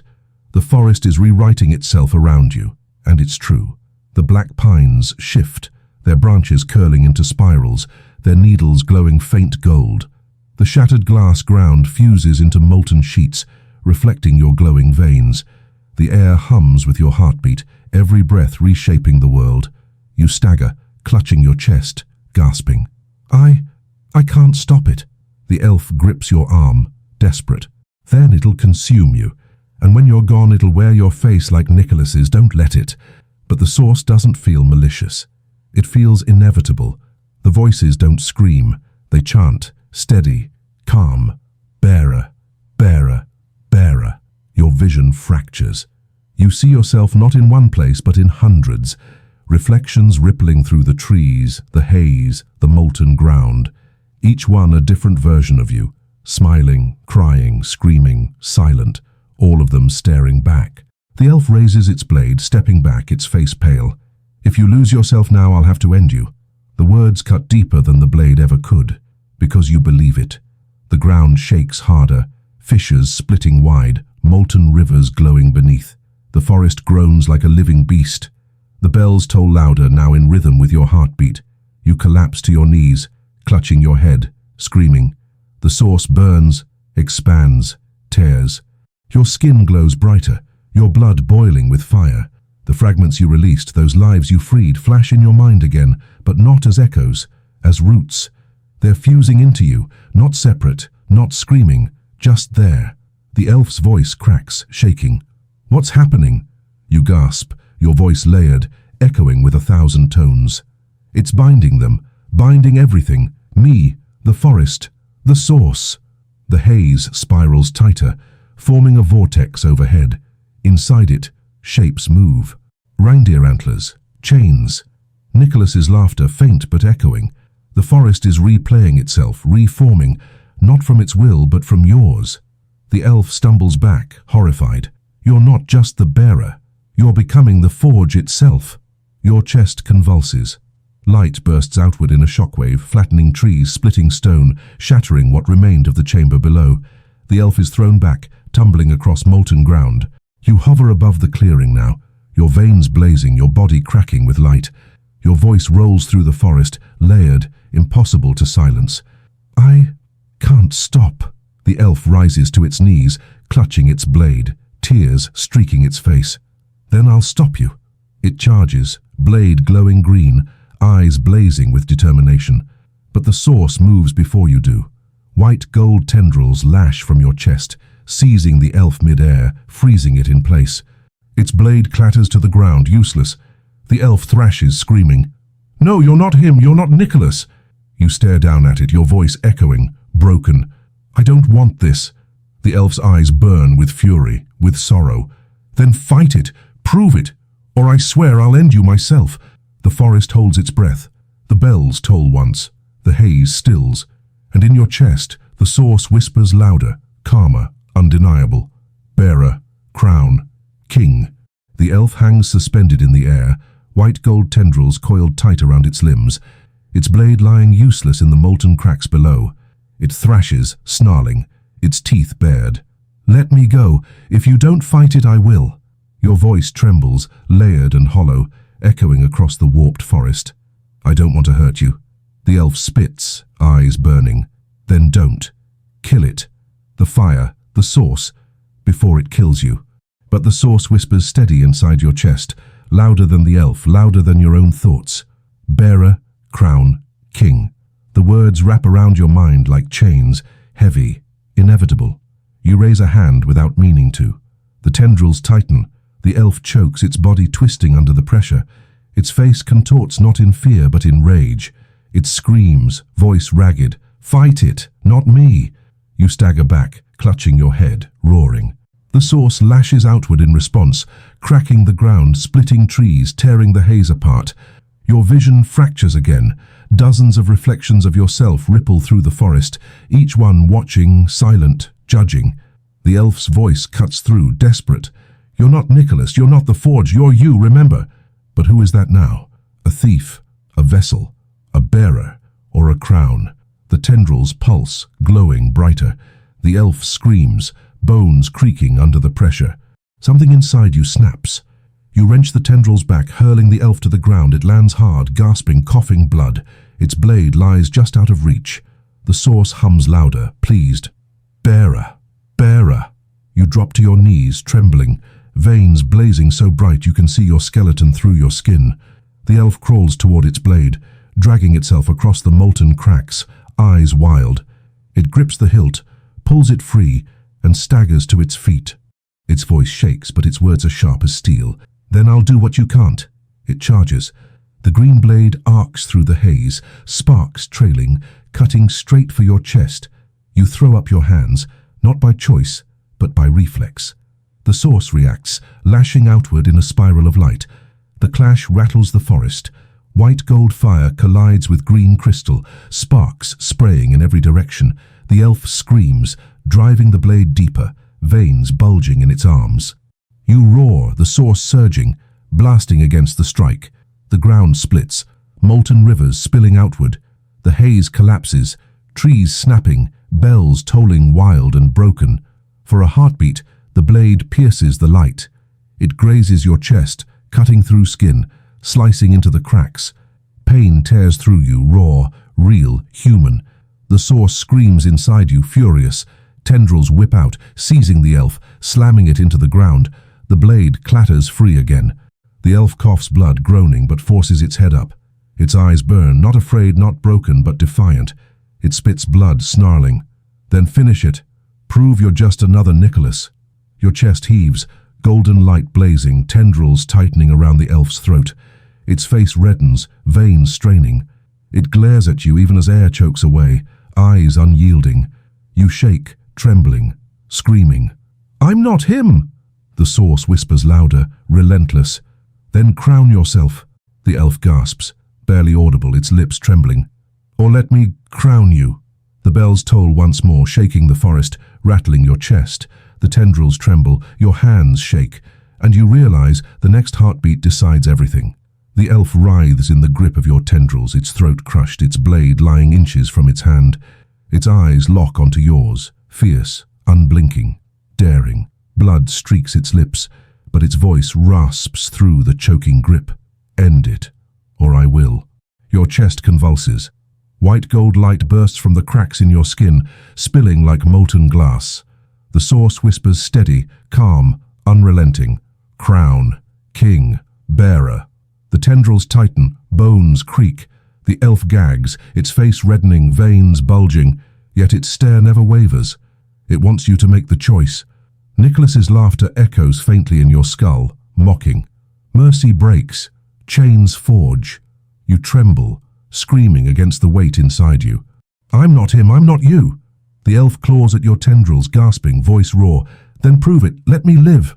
Your veins flare brighter, your body trembling, skin splitting wider. The source thrashes, furious, desperate. It wants the elf's death. It craves it, because mercy starves it. The blade glints in the molten cracks, green light flickering weakly. The elf's hand twitches toward it, fingers brushing the hilt. Its eyes burn with a final silent question. "Will you kill me or will I kill you?" Your scream splits the forest. "No!" The tendrils explode outward, flinging the elf across the clearing. It slams into a blackened pine, coughing, gasping, blood spraying. But it's alive. The source roars in your chest, voices screaming, furious. Weak, Weak, weak. You collapse to your knees, clutching your ribs, sobbing, your veins blazing, your skin splitting. I won't be him. The elf staggers to its feet, clutching its side, blade trembling in its hand. Its eyes are wet but fierce. Then maybe you're still human. The forest doesn't like that. The haze thickens again, silver smoke spiraling tighter, wrapping around you, choking you. The bells toll louder, endless, shaking the ground. Shapes emerge from the fog. Collectors, taker, children, skeletons, reflections. All the trials you've faced, rising again, but twisted, warped, glowing gold. The elf's face drains of color. The forest isn't testing anymore, it's consuming you. Every choice you made, every mercy, every sin, it's all coming back. The shapes close in, chanting in unison. Bearer, crown, king. Your chest convulses, source blazing, tendrils lashing out uncontrollably, striking at the shapes, tearing them apart. But each one reforms, stronger, louder. The elf screams over the roar, blade raised. You can't fight them all, you have to decide, either burn the source out or let it crown you. Your vision blurs. The forest splits. The bells toll, endless. The source screams inside, voices tearing at your mind. Burn it out and die as yourself, or let it crown you and live as something else entirely. The elf charges toward you, blade high, green sparks flaring. Its face is carved with rage and sorrow, and in that instant, you know, whatever happens next will end one of you. The elf charges, green blade raised high, sparks dripping like acid. The haze writhes around it, screaming shapes closing in, collectors and children and skeletons clawing through smoke. The bells toll harder, each chime like an axe splitting your skull. Your chest burns, white gold light spilling through every crack, the source pounding inside you like a second heart. Crown, king, bearer. The elf's face twists in fury and grief as it leaps, both hands gripping the blade, its voice a roar. Then I'll end you before the forest does. Time slows. The blade descends toward your chest. You see every spark, every vein in the elf's arms, every drop of blood on its lips.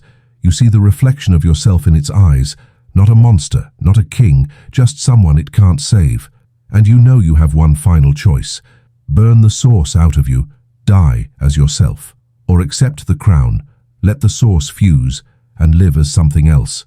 Your hands rise, the elf's blade strikes, the source erupts. White gold fire explodes outward, colliding with the green blade in a blast that cracks the forest floor, splits trees like matchsticks, shatters haze into glass dust. The elf screams, its body thrown back, blade snapping in half. You hover in the center of the storm, your veins blazing so bright your skin is translucent. The source doesn't whisper now. It shouts, layered voices rolling like thunder. Crown, king, bearer. The forest bends, trees bow, haze spirals, molten rivers surge. The shapes dissolve into dust, their chants echoing in your skull. The bells toll wild, breaking into chaos. The elf lies broken on the ground, its body heaving, eyes wide with horror. No, no, you let it in. Your voice booms across the forest, layered, endless. I didn't let it. I am it. The tendrils lash outward, sinking into the trees, the haze, the ground. The forest convulses, groaning, splitting. Every root, every branch, every stone glows faint gold, pulsing in rhythm with your heart. The elf drags itself to its knees, blade shard trembling in its hand. Tears streak its face, but its eyes still burn with defiance. Then I'll fight you until my last breath. You lower your gaze, your voice trembling, fractured between grief and power. Don't. I don't want to kill you. The elf staggers to its feet, coughing blood, raising the broken blade. You don't get to want anymore.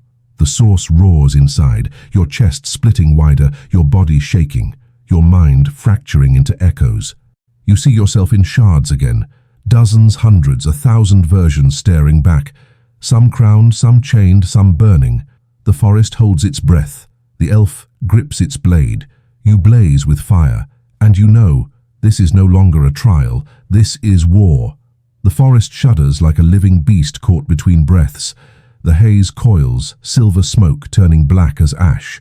Roots writhe from the ground, trees bending inward, branches clawing like skeletal hands. The air is fire, frost, and blood. And in the middle of it, you and the elf. It charges, broken blade raised, green sparks dripping like venom. Your tendrils lash outward instinctively, white gold light snapping like whips. The clash rattles the ground. Every strike of its blade carves scars through your glow. Every lash of your power splits the trees wider, tearing the forest apart. The elf screams, voice raw, desperate. You're not him, you're not Nicholas, fight it. Your voice rolls out like thunder, layered with 1,000 tones. I am fighting. The source surges, your chest convulsing, veins bursting with fire. A tendril lashes, wrapping the elf's waist, yanking it off its feet. It slams into the ground, coughing blood, blade clattering away. But it doesn't stop. It never stops. It grabs the broken shard, staggers up, eyes burning. Then fight me! You raise your hand. The ground splits open, molten rivers spiraling outward, swallowing trees. The haze screams, shapes clawing up. Nicholas's face, the children, the skeleton, all reborn in gold flame, all chanting in unison. Crown, king, bearer. The elf roars and dives into them, blade flashing green, cutting down echoes like wheat. Sparks rain, fragments dissolve, but for every one it kills, 2 more rise. You stagger, clutching your head, screaming. The source bends outward, reshaping the battlefield into a cathedral of fire and bone. Skulls line the ground, bells hang from branches, chains whip through smoke. The forest isn't the forest anymore. It's you. The elf stumbles to your feet, blade raised, chest heaving. Look at what you've made. This isn't you, it's it. You snarl, tears burning your eyes. I didn't want this. The elf slams the blade into your chest, sparks exploding. Pain rips through you, real and raw, cutting through the fire. You roar, tendrils thrashing, hurling the elf back. It crashes into a pillar of bone, coughing blood, but its grip on the blade doesn't falter. It drags itself up again, limping, bleeding, eyes still fierce. Then end me. If you don't, I'll end you. Your chest convulses, light spilling brighter, cracks splitting to the bone. The source whispers, steady, calm, merciless. Crown, king, bearer. The elf charges again. You lash out again. Fire and crystal collide, ripping the clearing apart, tearing the forest down to its roots. The bells toll so loud the sky fractures. The haze collapses into shards of glass. The ground splits, dropping molten rivers into endless void. This isn't a fight anymore. This is the world ending around you. The elf slams into you, blade grazing your throat, sparks searing your flesh. You grab its wrist, eyes blazing, your voices colliding. It screams, you're still you, you roar, I'm not enough. The clash tears the clearing apart. For a heartbeat there's nothing but light, fire, and fury. And when it fades, you're both still standing. The elf, bleeding, shaking, but unbroken. You, glowing, cracking, but still alive. The forest waits. The bells toll again. The source whispers louder, and you both know. Only one of you walks away. The forest is no longer a forest. It's a furnace made in your image, roots twisted into chains, branches into bells, rivers of molten light carving scars through ash. The air is heavy with voices that aren't yours, but chant through you, crown, king, bearer. The elf staggers across cracked stone, broken blade clutched tight, blood dripping from its mouth. Its body shakes, but its eyes still burn like fire. I'll cut you down, even if it kills me. You hover above the ground, white gold veins blazing so bright the elf squints to look at you. Your voice rolls through the clearing, layered, distorted. If you kill me, you kill everything. Then so be it. It charges. You lash tendrils outward, white gold whips cracking the air. The elf weaves between them, blade flashing green. Sparks burst where crystal collides with fire, each strike echoing like thunder. The ground collapses under your clash, void opening beneath. You hover, unshaken. The elf stumbles but never falls. The source surges, wrapping your body in tendrils of light, a crown of fire blazing above your head. Your voice shatters the haze. I am not Nicholas. I am not chains. I am more. The elf snarls, leaping, blade raised high. Then prove it, by sparing me again. The strike slams into your chest. The blade pierces your skin, cracks your ribs, burns against the source. Pain rips through you, raw and human. You roar, golden fire bursting outward, blasting the elf back. It crashes to the ground, coughing blood, ribs cracking audibly. But it still rises. It always rises. You stagger, chest heaving, veins splitting wider. "Why won't you stop?" The elf spits blood, eyes fierce. "Because you won't." Your tendrils lash again, wrapping its arms, its legs, pinning it to the ground. The elf thrashes, screaming, blade clutched tight but immobile. The source whispers steady, calm. "End it. Crown." The elf glares up at you, choking against the tendrils. "Do it, kill me. Show me you're just Nicholas reborn." You tremble, tears burning your face, golden light spilling like blood. "I don't want to be him." "Then prove it." Your chest convulses. The source surges, screaming through your skull. Your hand rises, tendrils tightening around the elf's throat. The bells toll louder, the ground shakes harder, the world bends. You scream, voice splitting the forest. "I am not him!" And you let go. The tendrils snap. The elf collapses to the ground, gasping, coughing blood, blade slipping from its hand. For the first time it looks stunned. "You spared me again." The source roars in fury inside you, voices shrieking, chains rattling. Your body convulses, cracks splitting wider, light pouring like molten rivers. You collapse to your knees, clutching your skull, screaming. The elf staggers forward, eyes wide, whispering, "No, no, you're burning yourself out." The source shrieks, the forest splitting, trees collapsing, molten rivers flooding outward. The crown above your head blazes brighter, heavier, unbearable. The elf reaches you, grabs your shoulders, shakes you. Fight it or it'll kill you." Your voice fractures, layered, broken. I can't hold it." The elf stares at you, eyes wet, voice trembling. "Then let me." The forest trembles. The bells toll wild. The source screams. And in that moment, you realize the elf isn't offering to fight you anymore. It's offering to carry the crown. The elf's hands grip your shoulders tight, its eyes burning with something you can't name. Desperation, fury, mercy, all tangled together. The broken blade lies forgotten in the ash. Its voice cracks but never wavers. "Let me take it. Let me end this before it ends you." The source writhes inside you, furious, whispering louder. "Crown, king, bearer, yours, yours, yours." Your chest splits wider, light gushing through cracks in your ribs, your skin glowing translucent. You can see your heart burning white gold, veins twisting like molten chains. Every beat rattles the forest. You gasp, trembling. "If you take it, you'll die." The elf's jaw clenches. "Better me than you." The source lashes outward, tendrils whipping the ground, splitting molten rivers wider. Shapes crawl from the haze again. Nicholas's grin, the children's laughter, the skeleton's hollow sockets, all chanting, mocking.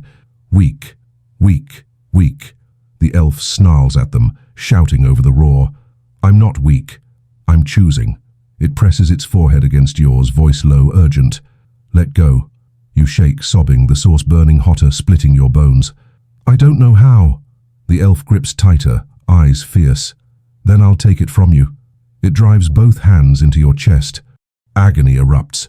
White gold light bursts outward, searing through flesh and bone. The source screams, voices shattering into chaos, tendrils lashing in every direction. The elf convulses, its veins blazing green then gold, its body trembling violently. You roar, clutching its wrists, trying to push away, trying to pull closer. You don't even know which anymore.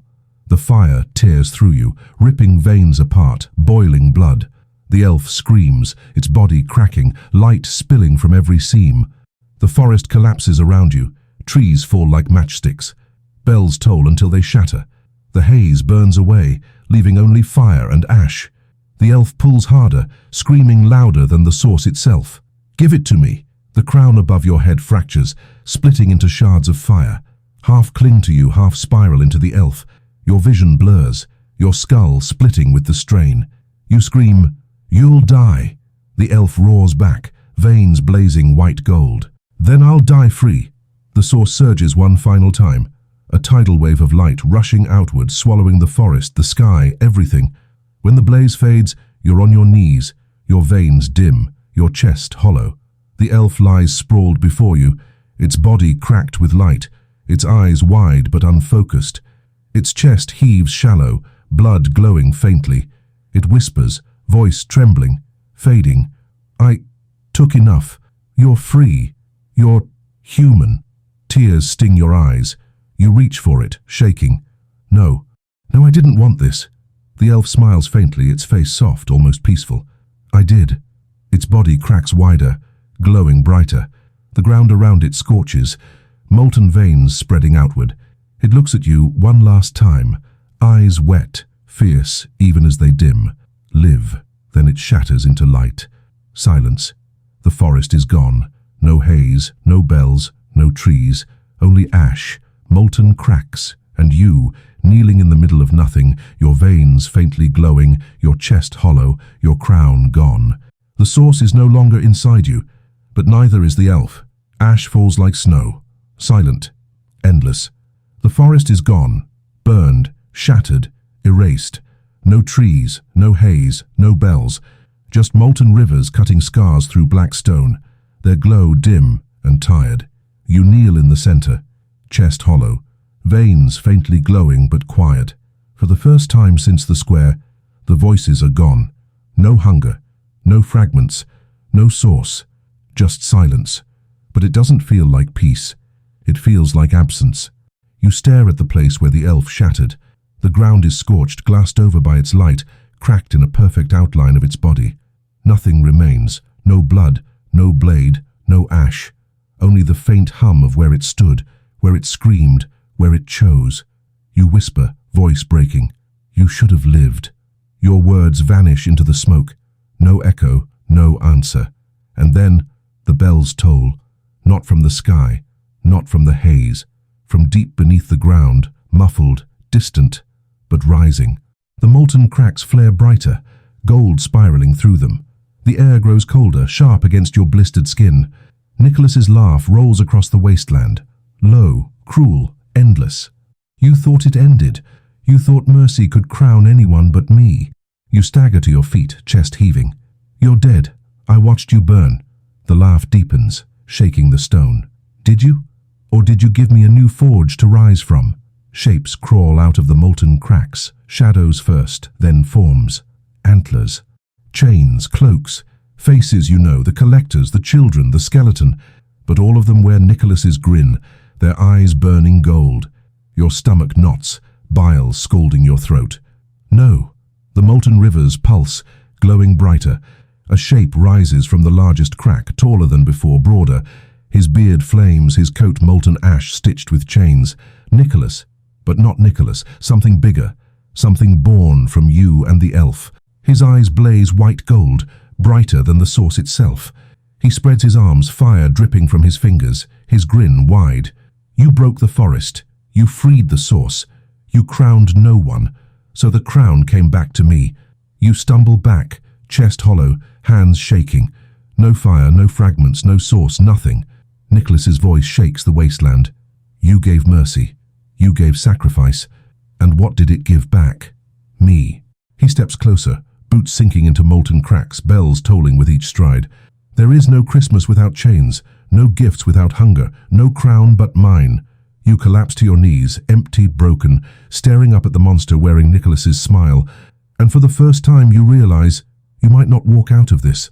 Nicholas strides across the wasteland, his chains dragging behind him, glowing white gold, carving trenches through molten stone.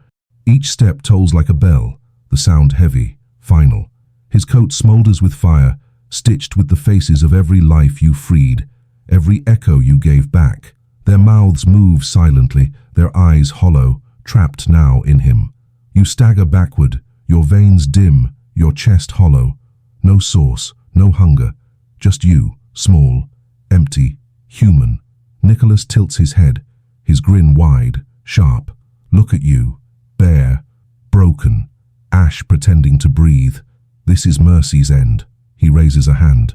Chains lash out from his fingers, slamming into the ground where you stood a second earlier. You dive aside, scraping your palms on glassy stone, gasping. The chains coil back like serpents, glowing brighter. The wasteland shakes with his voice. Run, hide. It won't matter. You gave me your forest, your fire, your crown. All that's left is your blood. You push yourself up, legs trembling, lungs burning. You run. The ground splits beneath your boots, molten rivers hissing. Chains lash out, slamming inches from your heels, cracking stone. Bells toll with every strike, each chime rattling your skull. Nicholas's laughter follows, booming, endless. Yes, run, thief. You taught me mercy is weakness. Now I'll show you what power is. You dive behind a jagged slab of stone, chest heaving, sweat stinging your eyes. Your veins flicker faintly, useless sparks. You whisper to yourself, trembling. There has to be something left. The elf's face flashes in your mind, its final words, its final scream. Live. But how? Against this. The stone shatters beside you, chains punching through, white gold fire burning your skin. You scream, rolling across the ground, your back blistering. Nicholas towers above, his shadow stretching across the wasteland. He grips one chain, lifting it like a whip. No more hiding. The chain cracks downward. You throw your arms up instinctively. Light bursts from your palms. Not gold, not white, but faint green. The elf's spark. Nicholas snarls, staggering back a step, the chain sizzling against the light. His grin falters. What is that? You stare at your hands, veins glowing faintly green-gold, your chest humming with something small, fragile but alive. The elf's sacrifice, the piece it took when it shattered. Your voice shakes. Not yours. Nicholas roars, his beard flaming brighter, his eyes blazing like suns. Then I'll rip it out of you. He hurls all his chains at once, a storm of molten links shrieking through the air. You plant your feet, hands blazing with green-gold sparks, and raise them high. The wasteland erupts. Chains slam into light, fire colliding with sparks, bells tolling so loud the ground caves. The force throws you back, skidding across glass, blood spraying from your lips. But the green-gold spark holds, flickering, stubborn. Nicholas snarls, furious now. That elf's mercy still lives in you. I'll burn it out. You rise to your knees, trembling, blood dripping from your chin. You smile, weakly, defiant. Then you'll have to kill me twice.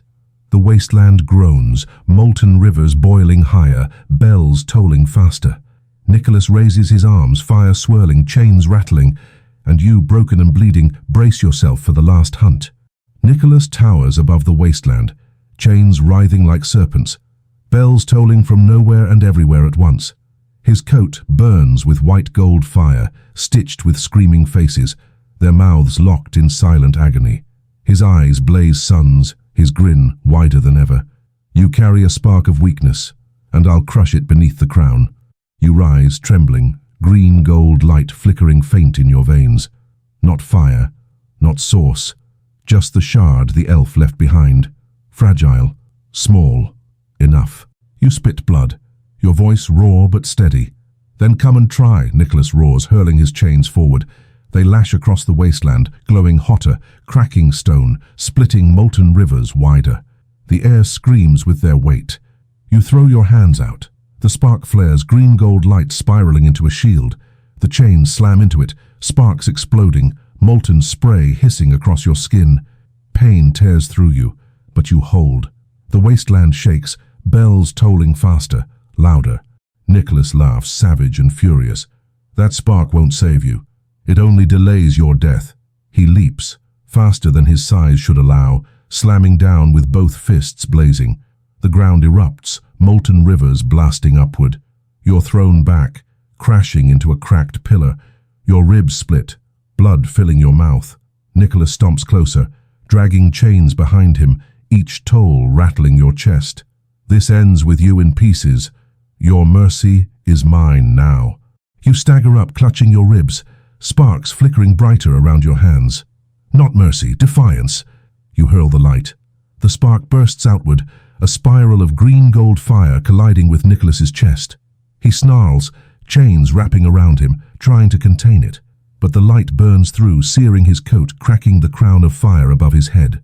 For the first time, Nicholas roars. Not in triumph, not in laughter, but in pain. You charge, fists blazing. The wasteland tilts, molten rivers surging, bells cracking. You slam into him, your spark against his crown. Light collides, ripping the sky into shards of glass. Nicholas grabs your throat, lifting you high, squeezing until your vision blurs. His voice shakes with fury. You are ash pretending to fight flame. You gasp, choking, but the spark burns hotter in your chest. Maybe, but even ash can choke a fire. You slam your glowing hand into his heart. The wasteland detonates. White gold fire explodes outward from Nicholas, colliding with your spark. The two forces spiral, wrapping, clashing, devouring each other. The ground collapses, molten rivers sinking into black void.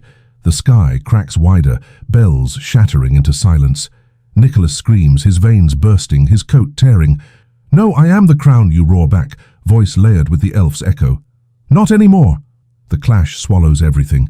Light consumes the wasteland, blinding, burning, endless. And then, silence. When your vision clears, you're on your knees, your veins flickering dim green gold. The wasteland is gone, nothing remains but black glass and distant sparks floating like stars.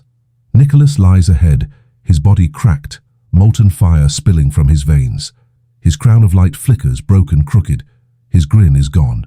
His eyes blaze faint, but dimming. He glares at you, voice ragged, trembling. You think you've won?" You collapse, coughing blood, your spark flickering faint. "I don't care, as long as you've lost." Nicholas snarls, chains dragging weakly behind him, his crown sputtering. "Then we both die here." The black glass hums, cracks glowing faint gold. The wasteland isn't finished. The forge itself is watching, waiting, and it will not let both of you walk away. The black glass under your knees hums, faint cracks glowing like veins of fire. The wasteland trembles alive again, the forge itself waking to pass judgment. The stars overhead flicker, then blink out one by one, swallowed by darkness. Only the glow beneath remains. Nicholas drags himself upright, chains clinking weakly, his crown flickering crooked on his head. His coat smoulders, faces stitched into it groaning in muffled agony. He staggers but still grins, blood hissing into steam. The forge doesn't crown mercy, it crowns power, and power is me. Your spark flickers dim in your chest, veins glowing faint green gold. You can barely breathe, every gasp ripping blood from your throat. But you don't fall. The glass splits wider between you, molten light pouring upward, shaping into a circle, a ring of fire around you both. The forge speaks, not with words but with tolling bells, low and final. One will rise, one will fall. Nicholas spreads his arms, grinning wider, his voice booming even through the cracks in his ribs. "Hear it, thief? It calls for me, because I always was the crown." You push yourself to your feet, swaying, blood dripping down your chin. Your voice shakes but holds. "No, it calls for choice, and I'm still here." The forge roars, the ring of fire tightening. The air burns, molten sparks raining like snow. Nicholas's eyes blaze hotter, his grin twisting. "Then we finish it. No chains, no trials, just you and me." He lashes his chains, white gold fire snapping across the circle. You raise your trembling hands, green gold sparks spiraling weak but steady. The clash rattles the ring, molten fire splashing outward. The forge hums louder, the choice pressing harder into your skull. One of you must die. One of you must wear the crown. Nicholas charges, roaring, his chains slamming down. You block with sparks, your body screaming, blood spraying. Each strike cracks the glass, shakes the ring, tolls another bell. Your spark falters. His crown flickers. Both of you burn, neither giving ground.